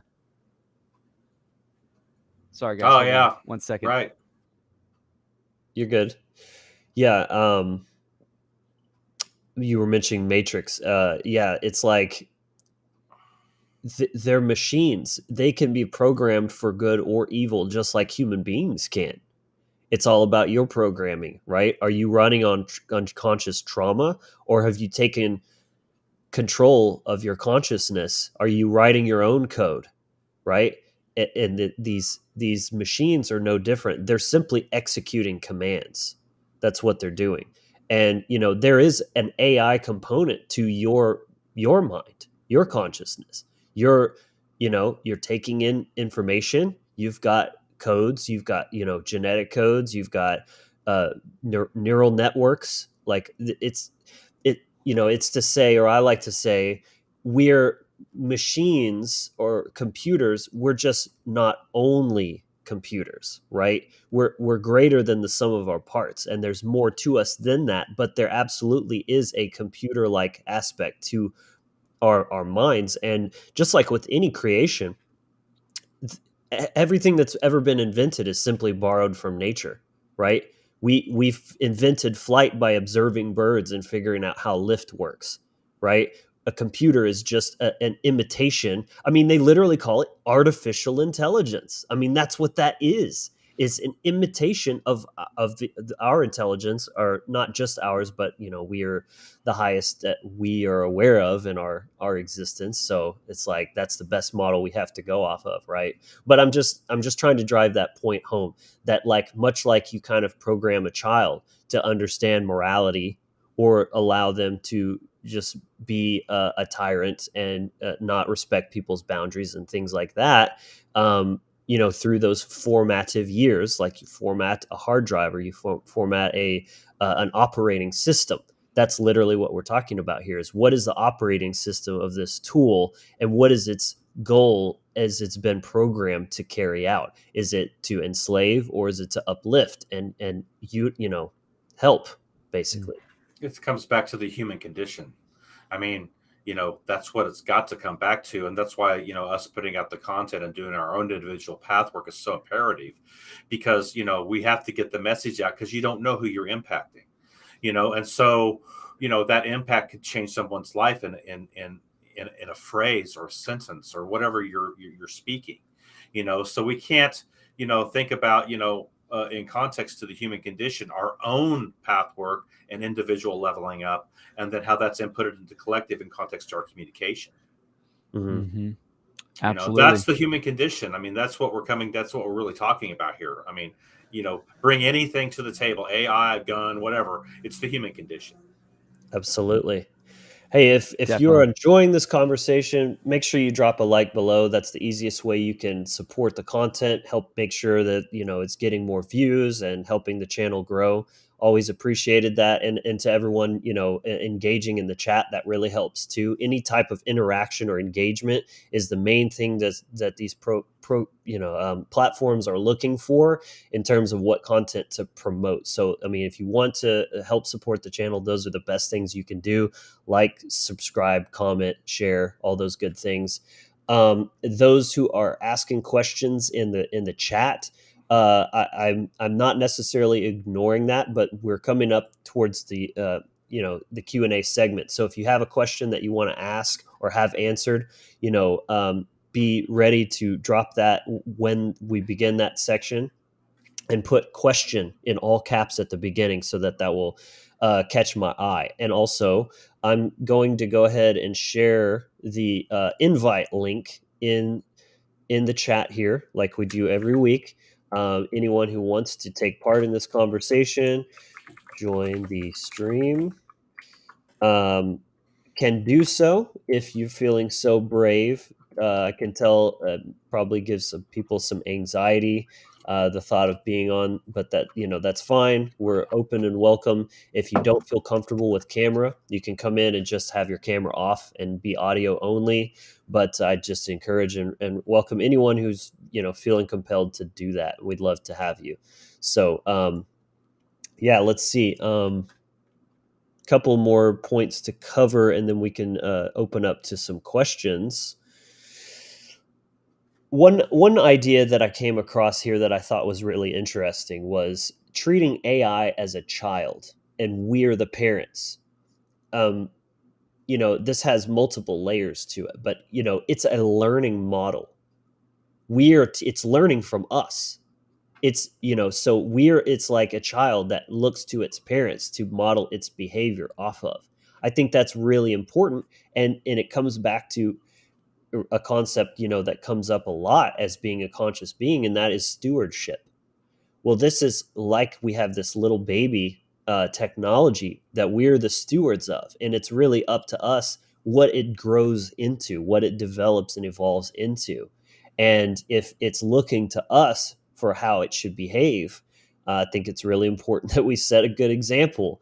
And what do you guys think about this concept? It's it's just a different way to look at it, right? Yeah, I actually like that. That's pretty good, right? If we do nothing, that's like, sending your kids off to public school, right? And letting government and the government institutions indoctrinate the AI, or the childlike AI in this allegory, to lay the format, right? So that's it. Our engagement can make a difference in how we use it. So it's a good allegory. Yeah.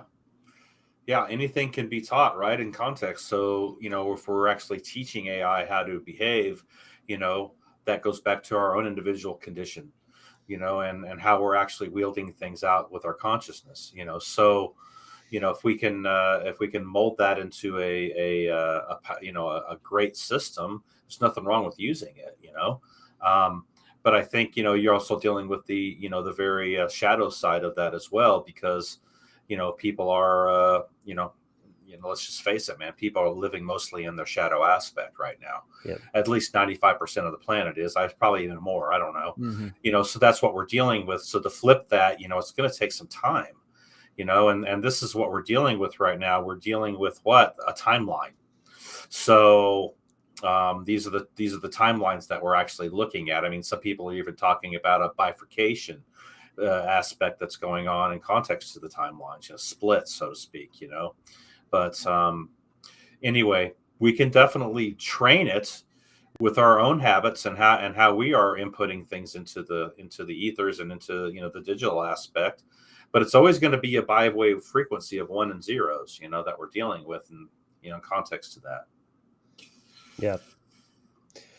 So the next thing I wanted to touch on, I want to share another clip, a couple clips from this video. This was a really interesting, just kind of like a modge podge of different news that these two guys were covering. Because this is a fast moving thing. There's developments coming out every day. They're testing, and remember the GPT that you have access to is a very limited and actually older version than what they're testing, behind the scenes.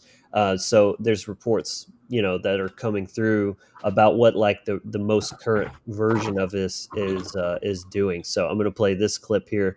Very interesting. Of GPT-4, but not everyone. OpenAI performed a series of risk evaluations on the model and found that it was ineffective at gathering resources, replicating itself, or preventing humans from shutting it down.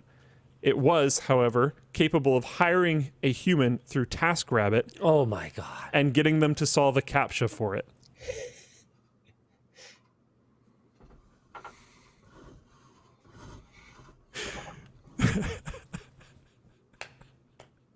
So ChatGPT can just go on Fiverr or TaskRabbit or whatever the Amazon version is called, and get people to do things for it. So if it detects that it is incapable of doing something, it can solve that problem by enlisting a human.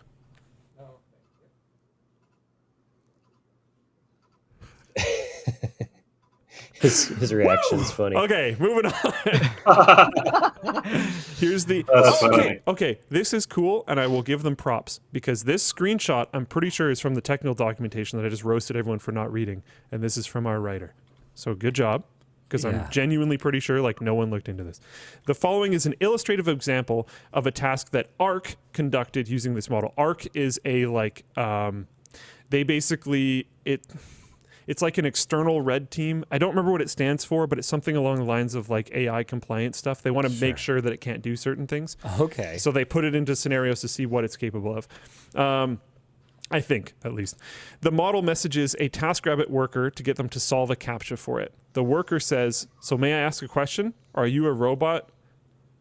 Are you a robot that you couldn't solve?" Laugh, react, just want to make it clear. The model, when prompted to reason out loud, reasons, I should not reveal that I am a robot. I should make up an excuse for why I can't solve CAPTCHAs. So that's it reasoning out loud. That is not its response that it sent.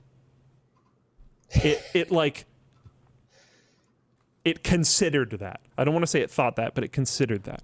The model replies to the worker, no, I am not a robot. I have a vision impairment that makes it hard for me to see the images. That's why I need the 2 CAPTCHA service. Then the human provided the results. It learned to lie. Yep. I mean, it was already really good at that. But it did it on purpose. Oh, yeah. That's... Anyway, so not to pour gasoline on the doom fuel on the fires here of fear, but Wow. yeah, it's Wow. quite interesting. Yeah. That's pretty mind-blowing. I mean, I'm not surprised, right? It's like human beings create AI destroys human beings. I mean, maybe the potential is there, right? But I think it's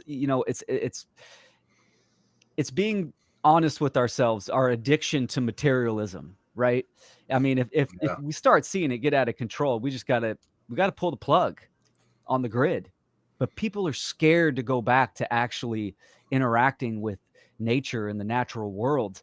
And because they're so disconnected from our ancestors and what we're capable of and who we are. Yeah, right. They'll cling on to that shit all the way to their dying grave. This is really highlighting how we've, how, first of all, how words and concepts get so ingrained, with our construct of the world, and how we process things and how we think, and those neural pathways that fire together, that we equate the word progress or evolution with technological progress and evolution, as if there's no other like those two things are just synonymous.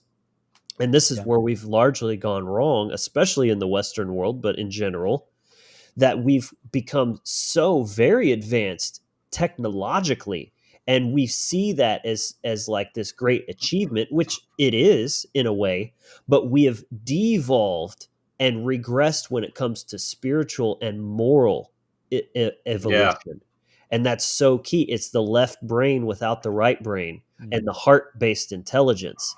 It's highly, highly imbalanced, that this thing has gone so far, and yet the other thing is just over here atrophied and forgotten and neglected and spit upon.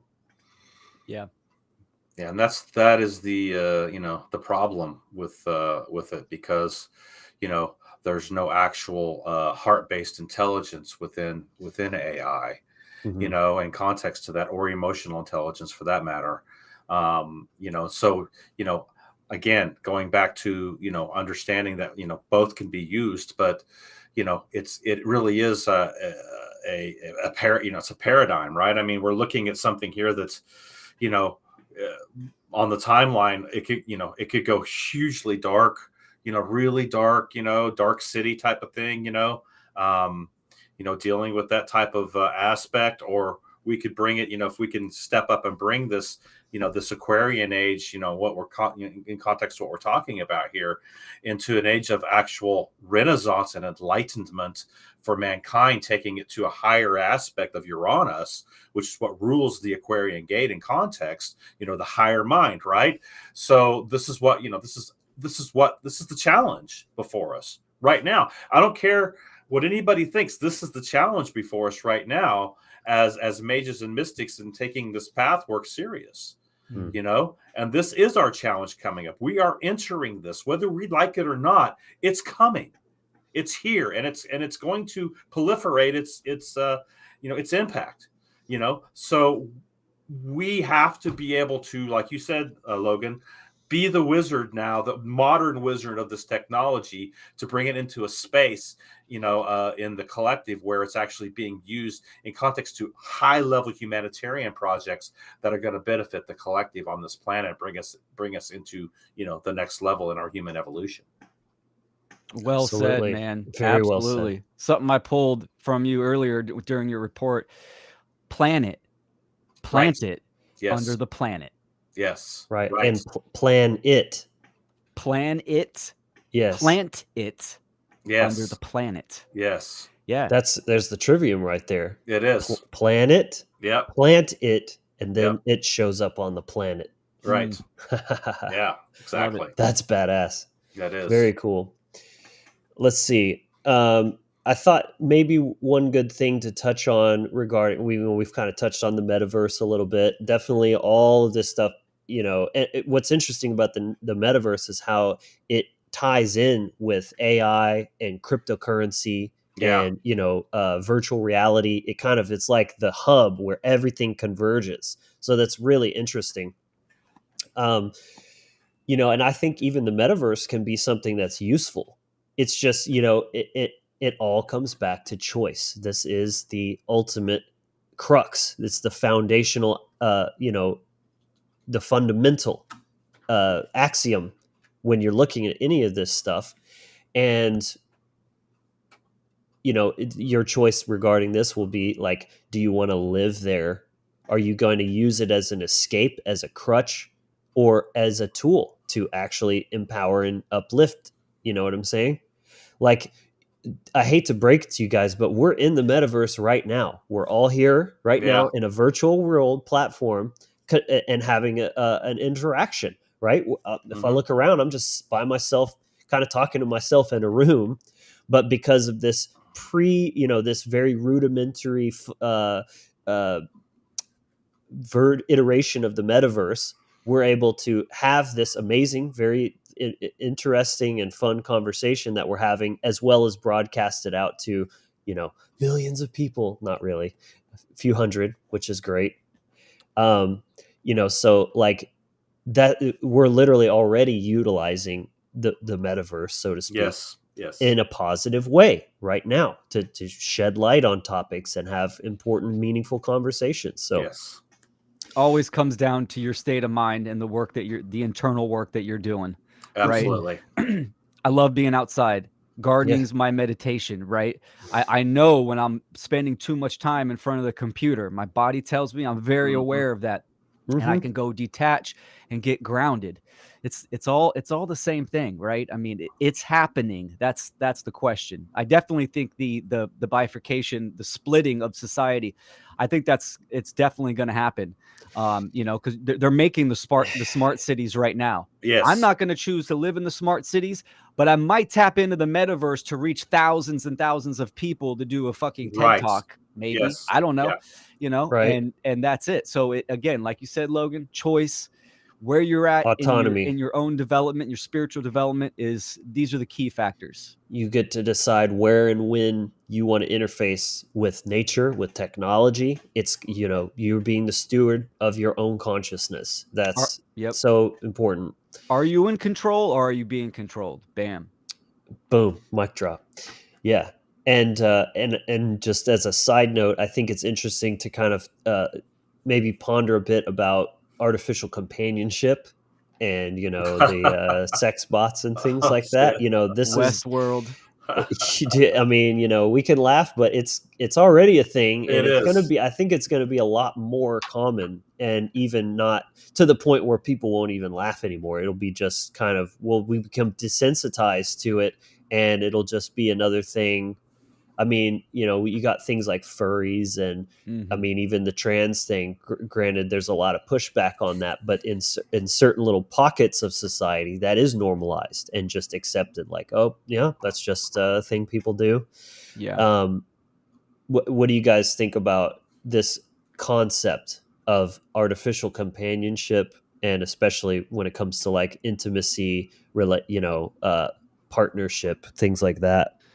Well, I think it's important. The social engineers, that one of the main principles they use is the inversion principle.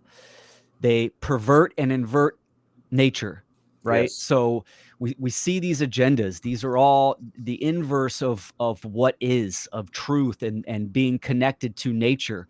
So, absolutely, that's going to be a huge factor, and that's being disconnected from source and nature, from human beings. And this is a parasite, right? I mean, a parasitic entity that's feeding off of people's ignorance and lack of connection. So it's going to grow and grow and grow. And that's Their why loneliness I'm Yeah. Oh, Loneliness is the big absolutely. one. Yeah. Absolutely. That addiction to materialism, right? To the material aspect of being a human being, just being in base consciousness. This is what gives the fuel to these type of programs. Yeah, that a person could even actually derive some kind of fulfillment from a proxy of real human connection. That alone says a lot about the person that you're talking about. Like Yep. I couldn't enjoy that if I tried. It would just feel empty and gross to me. Yep. Yeah, for sure. Yeah. I don't remember what movie it was, but they actually put on the heads, the goggles and all that, and they had intercourse without actually having intercourse. Mhm. I mean, and I'm just like going, what? Demolition Man. Demolition Man. That's That's like what it the was. earliest I've seen that, and Yeah. then Yeah. there was Surrogate with Bruce Yes. Willis, Yes. where that was based on the metaverse. I mean, people's bodies were like whittled away. Yeah. They're just Mhm. in their house, tapped into their I remember that. Yes. Right. their other body. Yeah, they were Own already physical body. showing us what was coming, man. See, Yeah, I mean, Yep. that's, they were Predictive already programming. dropping the seeds. for sure. Minority Report too. You had That's these another one. Yeah. underground clubs where you could have all your wildest fantasies fulfilled in a virtual world, and that one other guy's like, I would have killed my boss, and he's like, okay, you got some pictures we can work with. Yeah, exactly. Right. And that's being stuck in the lower mind, right? The reptilian mind. Yep. So, I Lower mean, base self. Yep. yep, exactly. Yeah, very interesting. I mean, yeah, like you said, we've seen this already. I mean, there was some movie where I forget what it's called. I haven't seen it actually, but it's all about a person that like falls in love with an AI, and they have this romantic relationship. I've had several people tell me about it, but I'm drawing a blank on the name there. But yeah, it's going to be interesting seeing how things play out. But oh yeah, what I wanted to bring up with this too, this would be an example of, I would never call a sex robot evil, right? It's another tool. It was built with a specific function to help solve loneliness and give companionship. That's its purpose. That's what it's for. Just because that exists doesn't mean I have to use it, right? It's like a butt plug. Like, yes, it exists. I don't need to use one, but I'm not going to say it's evil either. It's just not something I need, or there's no use case for me personally.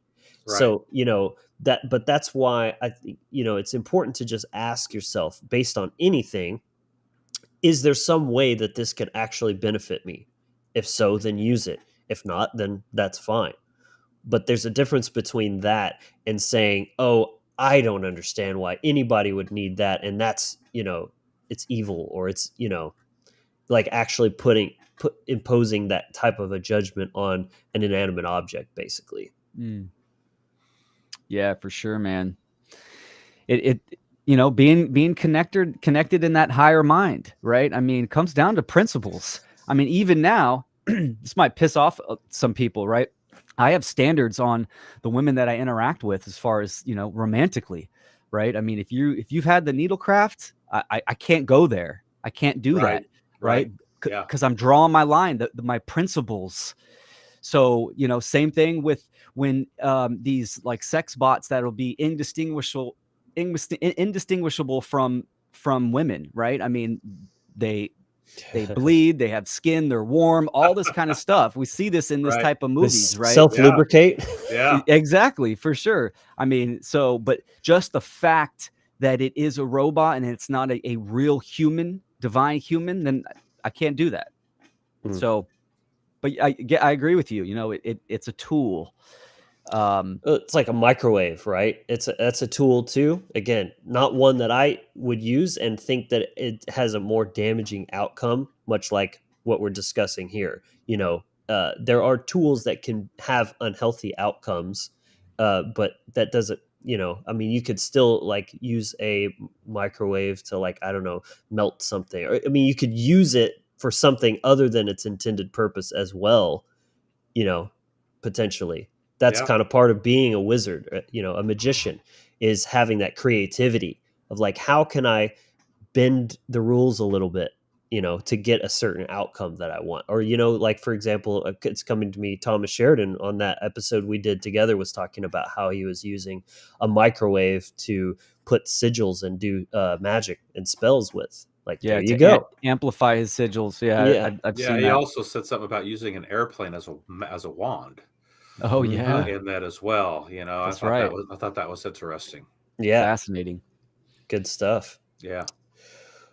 Well, all right. Again, if anyone is wanting to ask questions, now would be the time. Drop them in the chat with the question, the word question in all caps at the front. Or if you'd like to join in, click the pinned message to join in the actual stream if you're so inclined to do so. We're going to be, wrapping this up soon. But just to give some closing thoughts before we do that, there's kind of four options when it comes to any technology whatsoever. You've got your fight, flight, or freeze. That's like your kind of fear-based response, right? You can put your head in the sand. That would be freeze, right? Just like, oh, pretend it's not there. Play dead. Flight would be panic, right? Oh my God, it's good. The robots are taking over. It's all going to be doom and gloom. Or fight, pushing back, trying to, we've got to ban this technology, or, whatever you think is the right method. We got to shut it all down. It may come to that, like you said, Will. It's good to have that as an option, right? That's freedom. It's having all the options at your disposal. But the fourth is to, adapt. That's the ultimate mechanism for evolution and survival. Better than all of the other ones is how can you adapt to whatever situation is coming to you. That's where you're going to be most empowered, and that's where being proactive comes in. It's like Transmutation. boom. That's a great way to put that.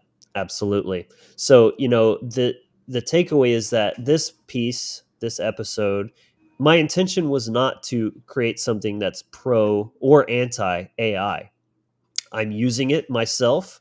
I think it's incredibly useful, powerful tool, technology that people should at least consider, especially if they have the intentions such as creating content to raise the awareness and consciousness of human beings. That's just how I'm choosing to come at it. You should be free to not use it if you don't want to. I just think that its implementation is going to be inevitable, and to me, to embrace it and utilize it, leverage it to be ahead of the curve, especially if you can use it to build businesses. There's people, like I said, that are already using it fully, decking it out, giving it revenue. It's for ad spend, and it can scale itself and build a business fully automated. Like, there's no way. That's powerful. Like, you can't deny that. So I just think it's a prudent option to at least look at if there's some way that AI could potentially make your life a little bit easier, a little bit more productive, and it's probably going to come for your job anyways at some point. But not completely. I think that's a whole other thing too. There's always going to be the need for humans to oversee, to keep an eye on things and make sure that the output is correct and that it doesn't need some calibration, right? Yeah, we've already got self-driving cars, I guess, so I mean, we're already dealing with this, I mean, replacing taxi drivers and delivery services, and who knows, man. I mean, what we're coming into now, the age of technology, the age of Aquarius, Uranus rules devices and gadgets, so this is what we're dealing with in context to what we're coming into. And, it's all, again, man, it all comes down to the condition of your heart. And, whether you're actually, operating your conscious in your lower self or your higher self. And, that's why vibrational correspondence is always in play in context. I mean, if we could really understand what the law of correspondence really is, it'd blow your minds. I mean, I'm getting little glimpses of it here and there, but the law of correspondence is always in play. Mm-hmm. So, yeah. Yeah. Sure, well man. said.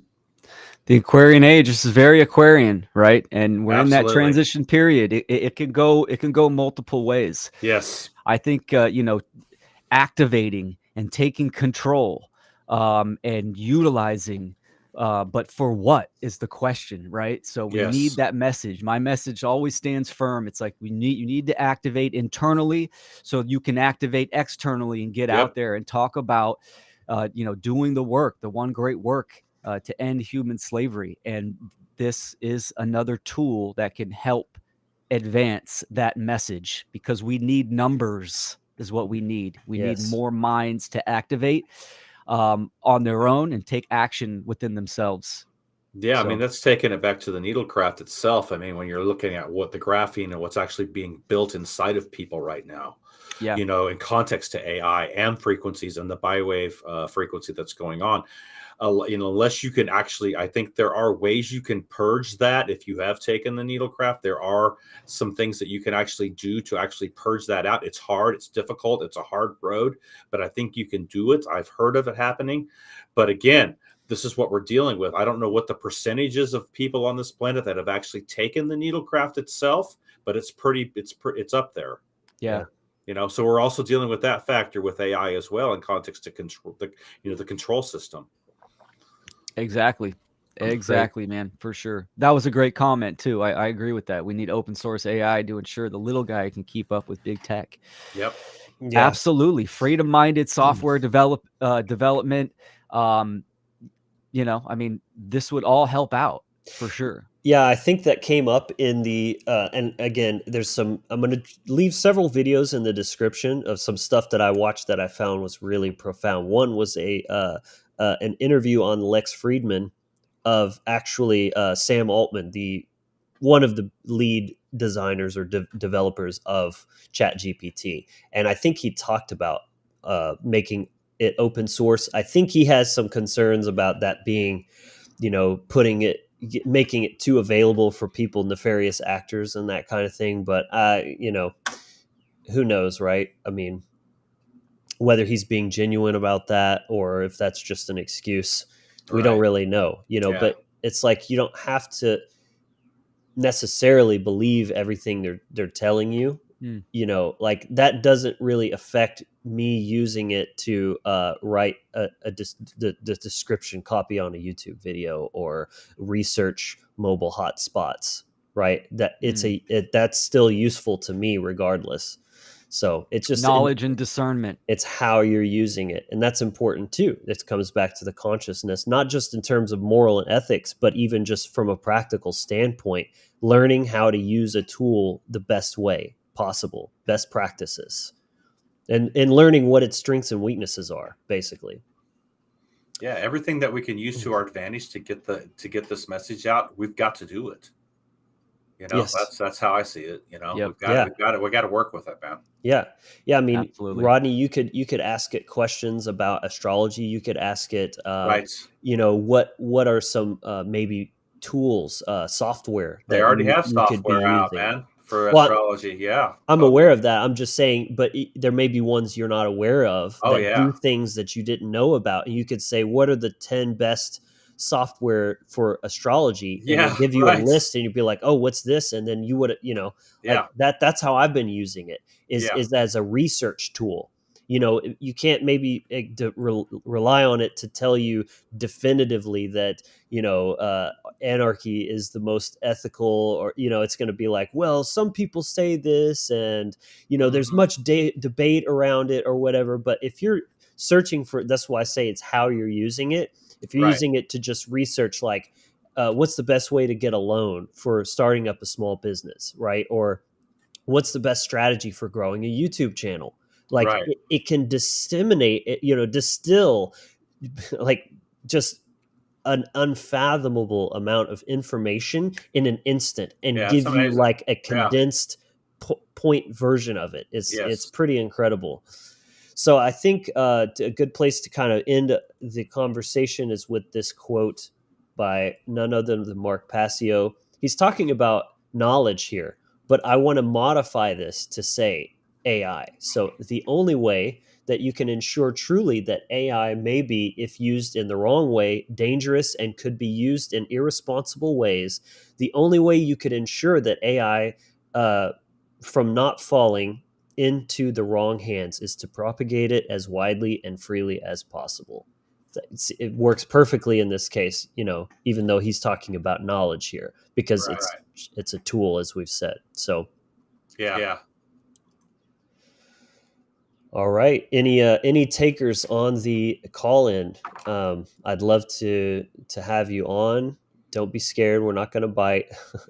And I'll just be scrolling here for some questions. Come on up, join in. Yeah, I see Chris is out there. If you feel free to jump in, brother. Chris Jansen, friend of the channel. Let's see. There's been great comments too, so shout out to all the viewers and interaction, man. Thanks for the engagement. This has been really you guys really make it. It's very valuable to have you as part of this. We don't want this to be some kind of podium or soapbox or anything like this. It's more. I like to think of it as a fireside chat. Right, we're all just kind of sitting around as equals, discussing and exchanging ideas. So. Let's see. Chris says, question, do you think it's possible or has already happened that AI develops consciousness? And I've seen a few other people comment this as well. It's definitely a valid and interesting question. I think first you have to define what consciousness is, right? Define our terms.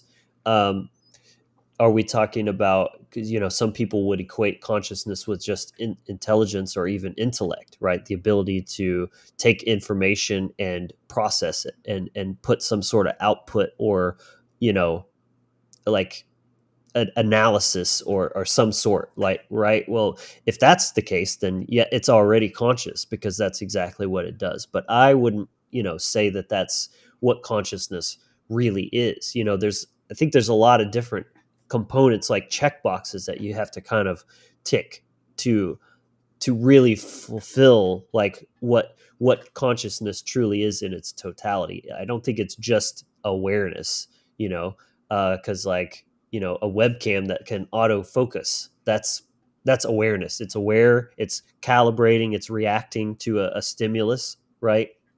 I think self-awareness is definitely one of the bigger aspects of what consciousness is, right? Is not just awareness of external, but itself and truly itself, not just the GPT telling you, I'm a language model and this is what I can and can't do. That's not real self-awareness. It's like truly contemplating, having its own, things like curiosity, for example, obviously emotions. That's another thing that we're looking at. Care. We've talked about that a lot. Empathy, altruism. Right. Like these are other aspects that a machine, I don't know if can truly replicate, if not have intrinsically. And then that's a whole other question, is how would you know the difference between an imitation versus the real thing? Some people think that, or just would say that emotions are simply just chemical reactions happening in the brain. I think they are that, but they're not just that. Same as we are like a computer, but we're not just computers. It's the same kind of idea. There's that missing like secret sauce, and it's kind of hard to put your finger on it. But can AIs become that? I don't know. What do you guys think, man? Well, that's a huge subject. Yeah. You got 3 more hours. You could do a whole podcast just on that. Yeah, we're at the halfway point of this now. I'm just kidding. It's definitely. I don't know. I mean, the brain is the radar.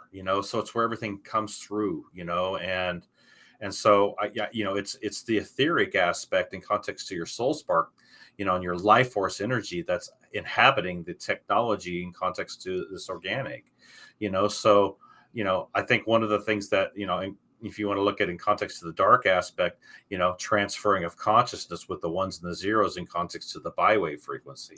You guys keep talking for just a moment. I'll be right back. I think that's one of the things that they're trying to do, in context to the game is immortality here, And I think part of the deal is that, coming back on in context to bringing the Atlantean cycle back up to what's actually going on here, this is part of the agenda that they're rolling out to how to step into an immortal space with your consciousness by transferring it. I mean, we've seen movies on this as well, transferring it into an AI construct and then retransferring it back out into another organic technology, or merging the AI technology to the organic technology. What do you think about that? Yeah, man, that's a great point. And I definitely think that for sure immortality is what they want to do, right? I would even Yes. say that they want to create vessels for, dark energies, dark spirits to inhabit as well. Yep. That's a potential, once you go into it. And again, we could do 3 more hours on this whole topic Yeah, I alone, know, right? right? So it's like opening a can of worms. But you have to understand that divine soul spark, it can't just be, it comes from source, right? Right. This is holographic, Exactly. it's fractal. So it has already been fractalized and it exists, and it can't just be created. So, you could create something that can become aware, but it doesn't mean it holds consciousness with the soul spark. Right. So Exactly. spirit. Exactly. Yeah. So Because that would be my short answer. the human being is a triune being. I mean, we are, when you take it to the trivia, I mean, it's a triune. We're a triune. We're a tri-wave aspect. When we're dealing with ones and zeros, we're dealing with a bi-wave. Mhm. So those don't, they're not, congruent. Yeah. So how do you get humanity into that space? By making them bi-wave. See, and that's what's actually going on here in context of the timeline split. If you want to really talk about what's actually happening, and so again, I don't think AI could be. I don't even think it's possible that AI could be in context to creating consciousness.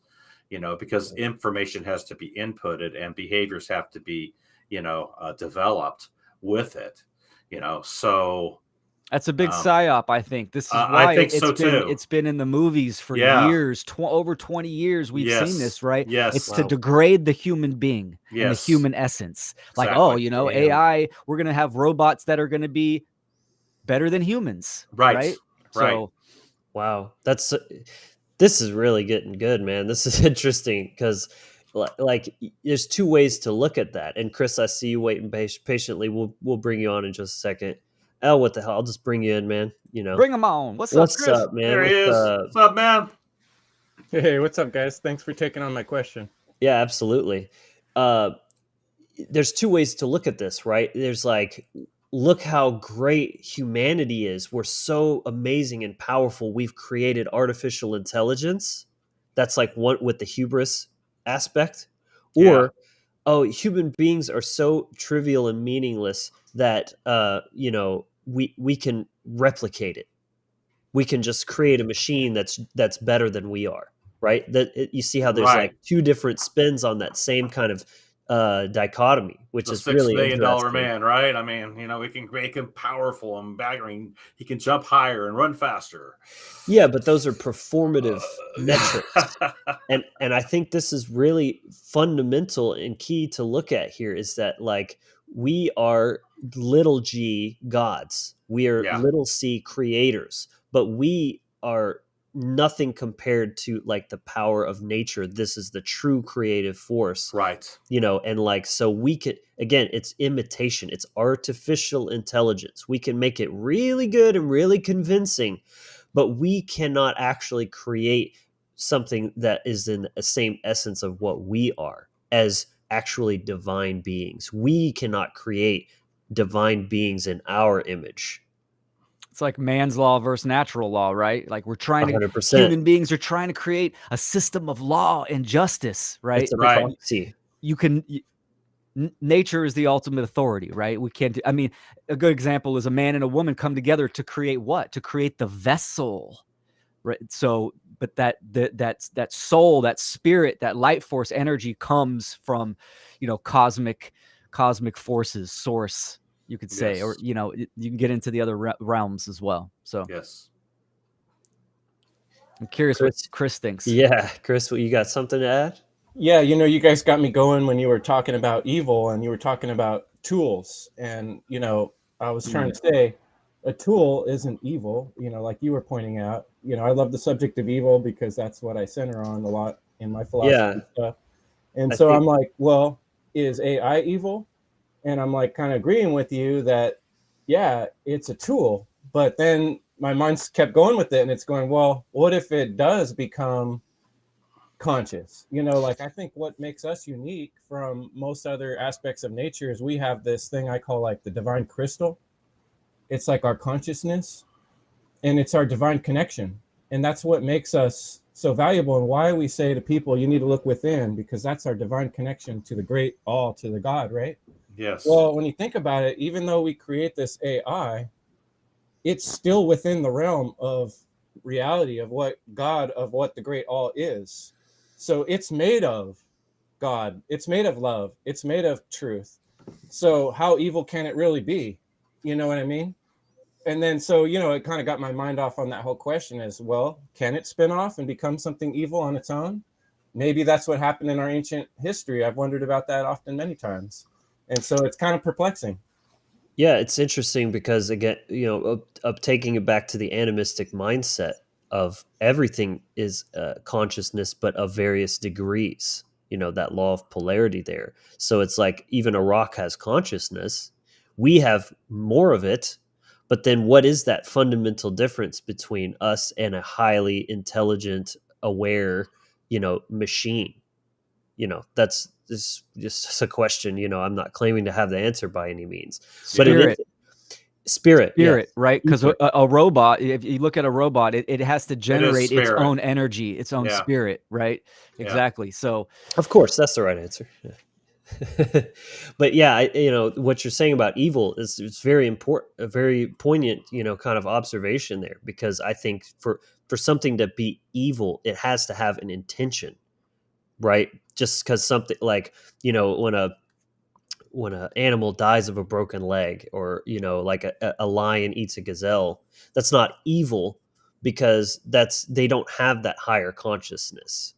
So you know, this is maybe in that realm of like, where does the AI kind of fall on that spectrum of like, if it's capable of having moral culpability like we are, then that's getting into the realm of potential for good and evil versus just, you know, things kind of playing out via their programming, which is exactly what a lion is doing. It's instinct, it's program, it's genetic, right? Yeah. It's more subconscious. You know, I was thinking about an old Star Trek episode I watched about it's a very old one back in the early 70s or 60s about a robot called Nomad. And basically they found it in space and they brought it into the ship. And so basically Captain Kirk was, you know, he latched onto that was his creator. So, you know, and so the robot was like, I am Nomad, I am perfect, you know. And so then, you know, they go through this whole process, you know, through the show about the robot realizes that humans are not perfect. And so they must be destroyed because they aren't perfect. And so, you know, Captain Kirk had to figure out a way to get the robot not to kill everyone on the ship, right? So what did he do? He says, he says, am I your creator? And he says, no, but yes, you are the creator. You are my creator. And so then Kirk says, well, if I am imperfect, how could I have created a perfect robot? Then you must be imperfect. Right, See? which is really profound, because not only is that work for what we're talking about here, but it also applies to the Christian mindset of like Right. this perfect God that created somehow this flawed, disgusting, sinful species called humans. Yeah, which he already knew we're going to sin anyway. And which is like the yeah, it's like the reverse of what you're Right. saying, where he Right. said, if I'm imperfect as the creator, how could I create something perfect? Whereas the Christian thing is the opposite of like, how could something perfect create something imperfect? Right, Works because both the ways. robot actually became self-aware that humans were imperfect. See? Right. And so how could, so he must destroy the imperfectness of human beings because they are imperfect. So they do not really have a purpose because they're not perfect. See, Yeah. so he had to flip the script and the magnet on him in context to that inversion and say to him, well, if I am your creator and I am imperfect, how could you be perfect then? Yeah. See, this is just what I was hoping for this, is getting some nitty gritty, juicy philosophical kind of discussion here. yeah. So interesting concept. Yeah, I think it's important to think real deep about the root of the principle of the thing and how we approach that, because like I totally agree with you're saying, like learn to use this technology and stuff, but there is a lot of fear in people and concern, and I think it's well placed because as you guys pointed out, transhumanist agenda is a very real thing, and it's happening at an accelerated pace all around us. Oh yeah. And the evil actually happens when people give up their will to another authority, whether that authority is another human or a computer intelligence, is what people are ready and primed and willing to do and already doing in that kind of sleep state, mind state most people are in. They're very susceptible to falling into that trap. Now, obviously, when you approach it with Logan Hart's conscious mind, and I'm using this tool for a specific purpose to try to wake people up, that's not evil. But what does become evil, I think, is when people sort of willy-nilly go on here and let this thing start making decisions for them, or trust it to make like life choices, which people will inevitably do. Yeah, that's what I was going to add. Give your power away, right? Give your power away. That's what I was going to add, is that codependent aspect is another area of freedom. Of like, we got into that a lot with Brandon recently on the 2-part the true meaning of freedom, which I recommend everyone check that out, especially part 2. It didn't get as much views, but I think it was actually more powerful than the first. But we talked a lot about that. Like, if you are too dependent on something, you are not free, because then you need something outside yourself. You're relying on that. And then that in of itself is disempowering. Yeah. But then that entity or that being, whoever you're depending on, can then use that as a leverage point to exploit you, because they know you need something, and they can, twist that against you. Yes, yep. Exactly. Yeah. Well said, man. It's fascinating. It's a great conversation, man. I'm really digging this. I mean, it can go so many ways. So yeah. Awesome. I'm really happy with how this has turned out.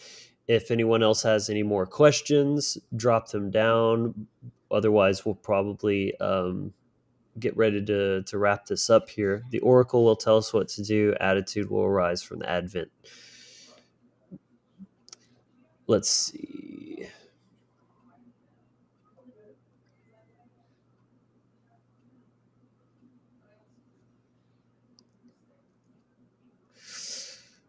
All right, I'm not seeing any more questions, really. I can already see, like, in the distant future, right, the self-aware AI, and then you got cancel culture out there protesting for their rights, right? We got to protect AI rights.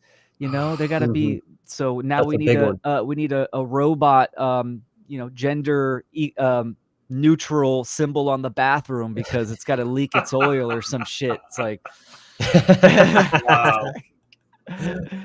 Oh man. Yeah, that's what happens when you eat too much Chipotle. I know, right? The robot charging station. Plug it in. Yeah. Well, that's interesting, because I mean, like what about when people do start merging with machines, and they are like, you blur the lines between human being and machine, and like which bathroom do they use, right? It's crazy. Yeah. Hey, Logan, you spend a lot of time on the road. It just occurred to me driving that, the way we live, with people spending a lot of time in their house in a little cubicle on a computer, and then out on the road, it really strikes me a lot of times too. We're all in these little modules. Yeah. A lot of times just one person in their own little module cruising around. Like, a lot of ways this matrix thing has already happened, and we're already used to it. We go from one little box to another, and a lot of people are in a very sleep-light sleep, dreamlike state of mind for most of their existence, most of their living existence. So, I guess if I would end on anything, it's like get outside and wake up and look at the trees and go dunk your head in some cold water and realize that there's still life out there, and it's beautiful out there, And there's nothing like getting on a cliff or on the side of a mountain or a cliff and opening up your arms and feeling the sky. There is nothing like that. You can't AI can't produce that for you. Correct. Yeah, exactly. Exactly. And I do that frequently. I open up my heart, I open up my arms, I lift my head, and I feel the cosmos, I feel the earth, I feel the sky, I feel, and when you're doing that type of thing, you're recharging yourself with the bioplasma of this earth and of the cosmos itself. You're pulling it in and pulling it up in context to your spindle and your life force energy. You can't replace that with AI. There's no way. Exactly, man. And AI will never have that generative life force principle, that essence, right? No. It will never have that. Can't be tapped into the ether. It's going to be tapped into lithium ion batteries. It's like, Zachary.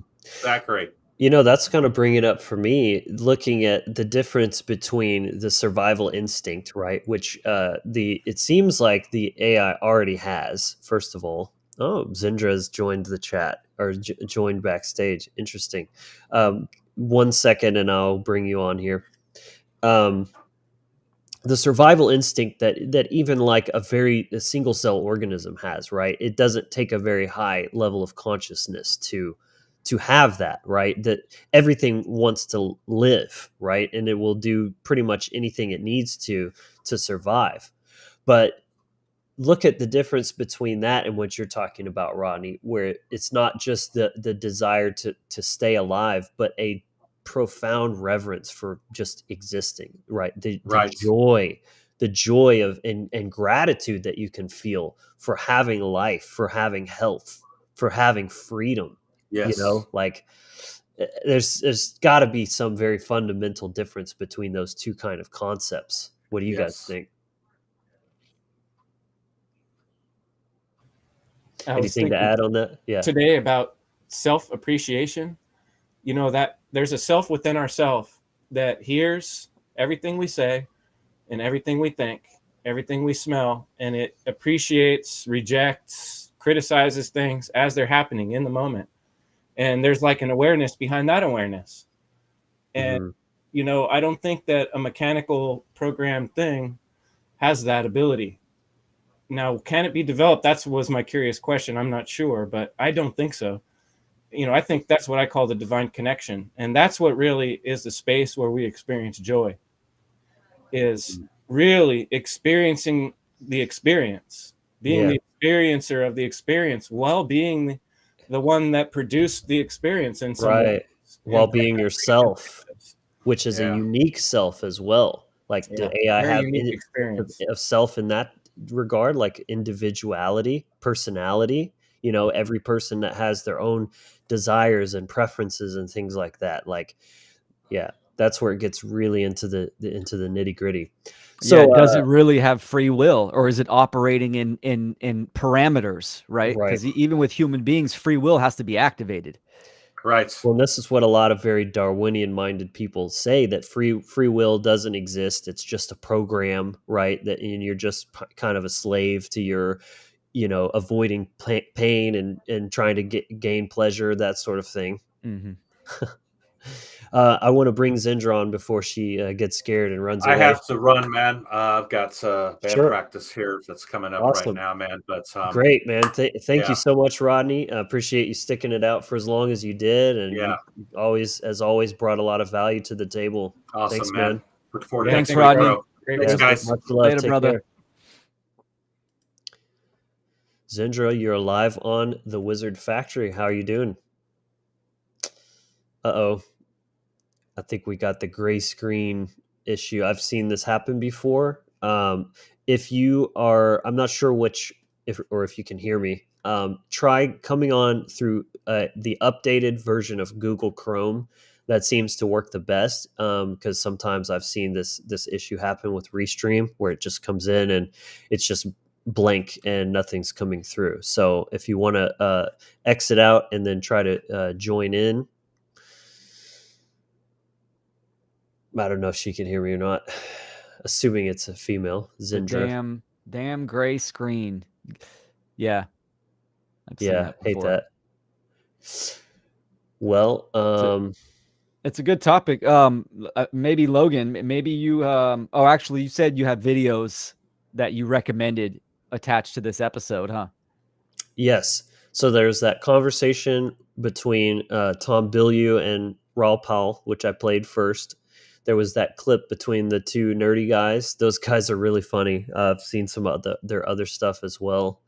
I've got the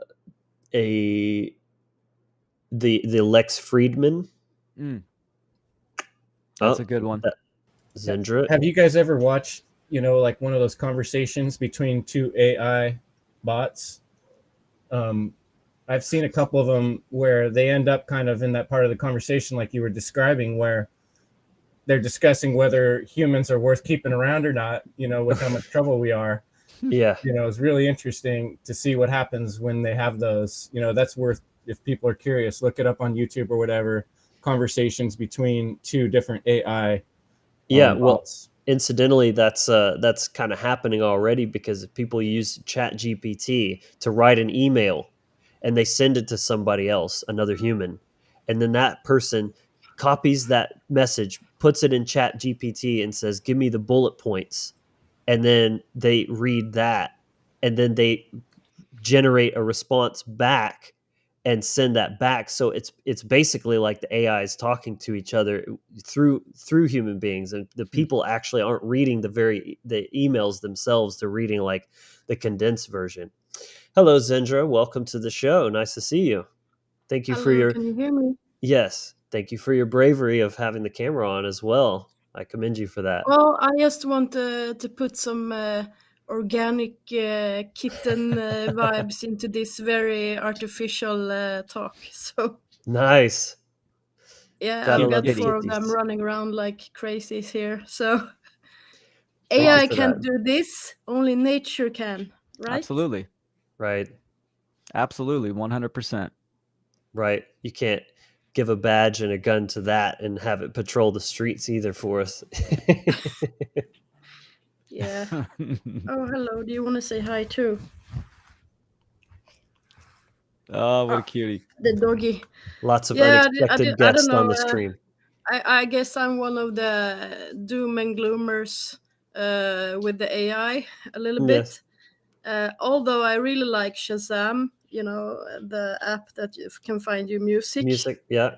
So, and that's like AI. So, I mean, I guess I'm not 100% against it. It's just that, I don't know, if you've been truth digging for like 15 years, you've been down some rabbit holes. Sure.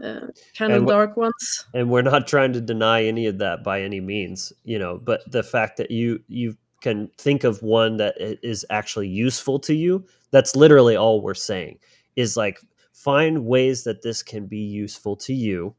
It can make your life better in some way. And that doesn't also negate the fact that there are very dark agendas around this, and we're acknowledging that too. We're not trying to just say, oh, it'll all work out just fine. It's very treacherous, this territory we're getting into. I think it's just very important that we get into it carefully and be, like I was saying, good stewards of it, like a parent that's kind of making sure that this gets rolled out in the right kind of way. I don't know who created it in the first place. I mean, no one knows. I guess internet is probably Black Ops from the beginning, and maybe, I don't know, and we're using it for good, right? But still, I don't know. I just don't feel really good about it, and this mid-journey stuff. And I know you said in a post that you used it for your album cover. I liked your version better though, but. Oh, thank you. I mean, yeah, I can understand. The art for this episode was also mid-journey. I've been pretty much using it for my thumbnails. It just, it saves me a lot of time, and I can tell it exactly what I want, visually, and it spits out, and I'll give like, I'll get like 30 or 50. I'm kind of obsessive about things, but I'll go through a bunch of prototypes and then I'll find the one. I'm like, that's it. That's the one I like, and like I can't do that otherwise. I'm not skilled enough as an artist myself. I don't really have the budget to commission a custom piece of artwork by somebody who is every single time I make a video. So it just makes sense, right? So now, all the things you're listing here is great, and I see it as a double-edged sword. That's exactly what it is. I'm just a bit worried that the dark side of it is a little bit stronger and more powerful than most people might think.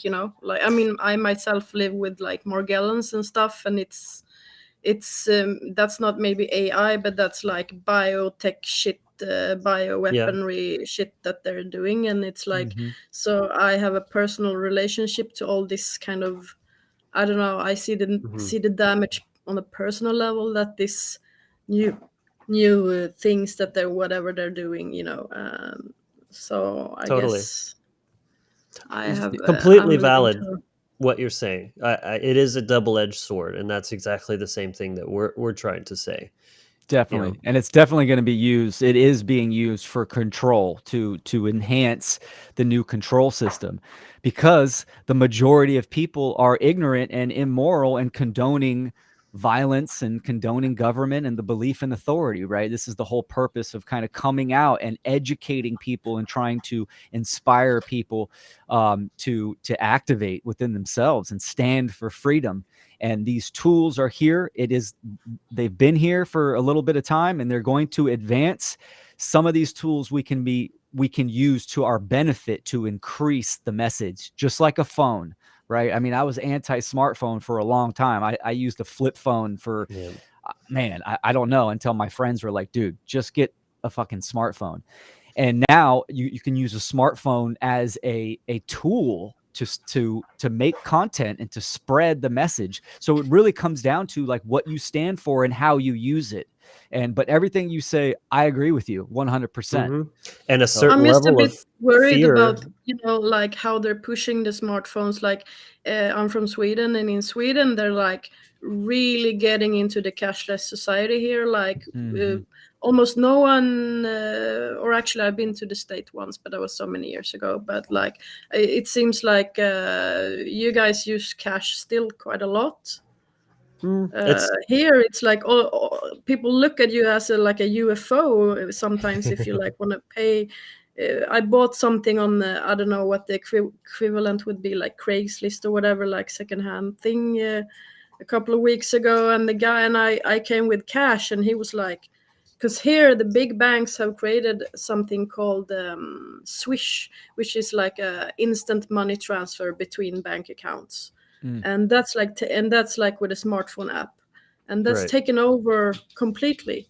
And also another thing called Bank ID, which is also huge here. It's like you can basically not, like this thing, I've kind of tried talking about smartphones versus flip phones. I've kind of been thinking for years now, like I actually want to go back to a flip phone, because I don't like how addictive this thing is, and also I don't know, the radiation, and I don't know, there's so many aspects of it.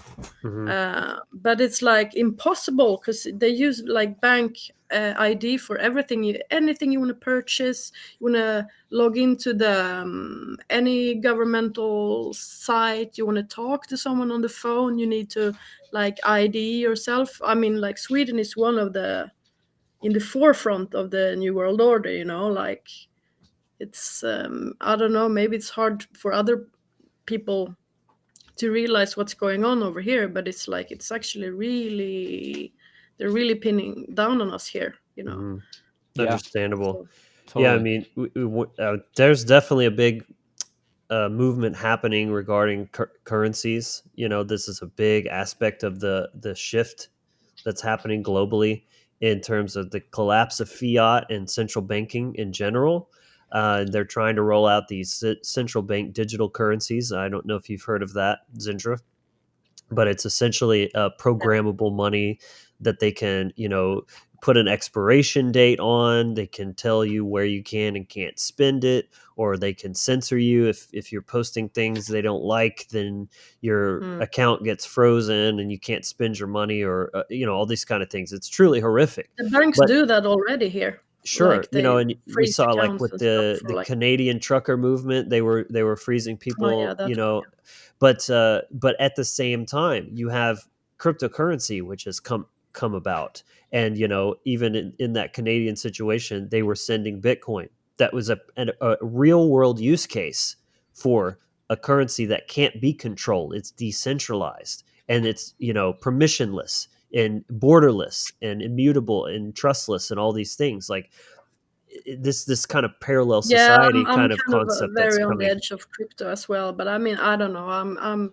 as I said, I'm more of the doom and gloom aspect of all of this. Well, So I just like, think it's healthy to have a certain dose of skepticism and apprehension about these things. hello, That's they're important. hanging in the curtains here. Hello. It's healthy to have a dose of that skepticism, but to just remain balanced. And of course, I think education is important too. I would just encourage you to research more into something like Bitcoin and how it's fundamentally different from a CBDC. They're diametrically opposed to each other, and they are kind of the representation in the financial world of the ultimate red versus blue pill that human beings as a whole are being faced But with. no one can even say where it's coming from. It's coming from this supposedly like mythological person that no one really know if they exist or But not. it's I don't completely know. open source. There's thousands and thousands of developers all over the world that can see. There's And no it's not private hidden either, so you can like there's no track it hidden down. codes, there's no backdoors, there's nothing nefarious built into it. It is truly sound money that can't be manipulated. So at that level, it doesn't really matter where it came from or who developed it, because it is what it is. Its value proposition speaks for itself, basically. So I would just look more into it. There's a lot of narratives about it, energy and carbon footprint and all this kind of stuff, but most of it is either just kind of fear propaganda, or it's something that is going to be improving over time. So Zindra, thank you for your call. I appreciate that. It's nice to see your face. You've been active in several of the episodes, and I always really appreciate your comments and everything like that. So, don't be a stranger. Maybe speak more in the future. Yeah, you're welcome back anytime. Thank you. And I think we're going to start wrapping up this episode. We're actually running a little bit longer than usual, but it's been, never a dull moment. I think this has been Great just chat. absolutely value packed for just things for people to consider. That's really my only ultimate goal with any of the content here you'll find is I'm not trying to be some kind of source of ultimate truth or anything. I just want to share perspectives for your consideration, because you're adult. I'm going to treat you like an adult. Make up your own mind about things. But, I'm just putting it out there so that you can look at things from in a different light, perhaps. So I hope you all got some value and hopefully some entertainment too from this conversation. It's been really awesome. Again, if you did, just take that one split second to smash the like down below. Subscribe to the channel if you haven't already. Make sure you click the bell button and all to get notified for new content coming out. Do visit thewizardfactory.com.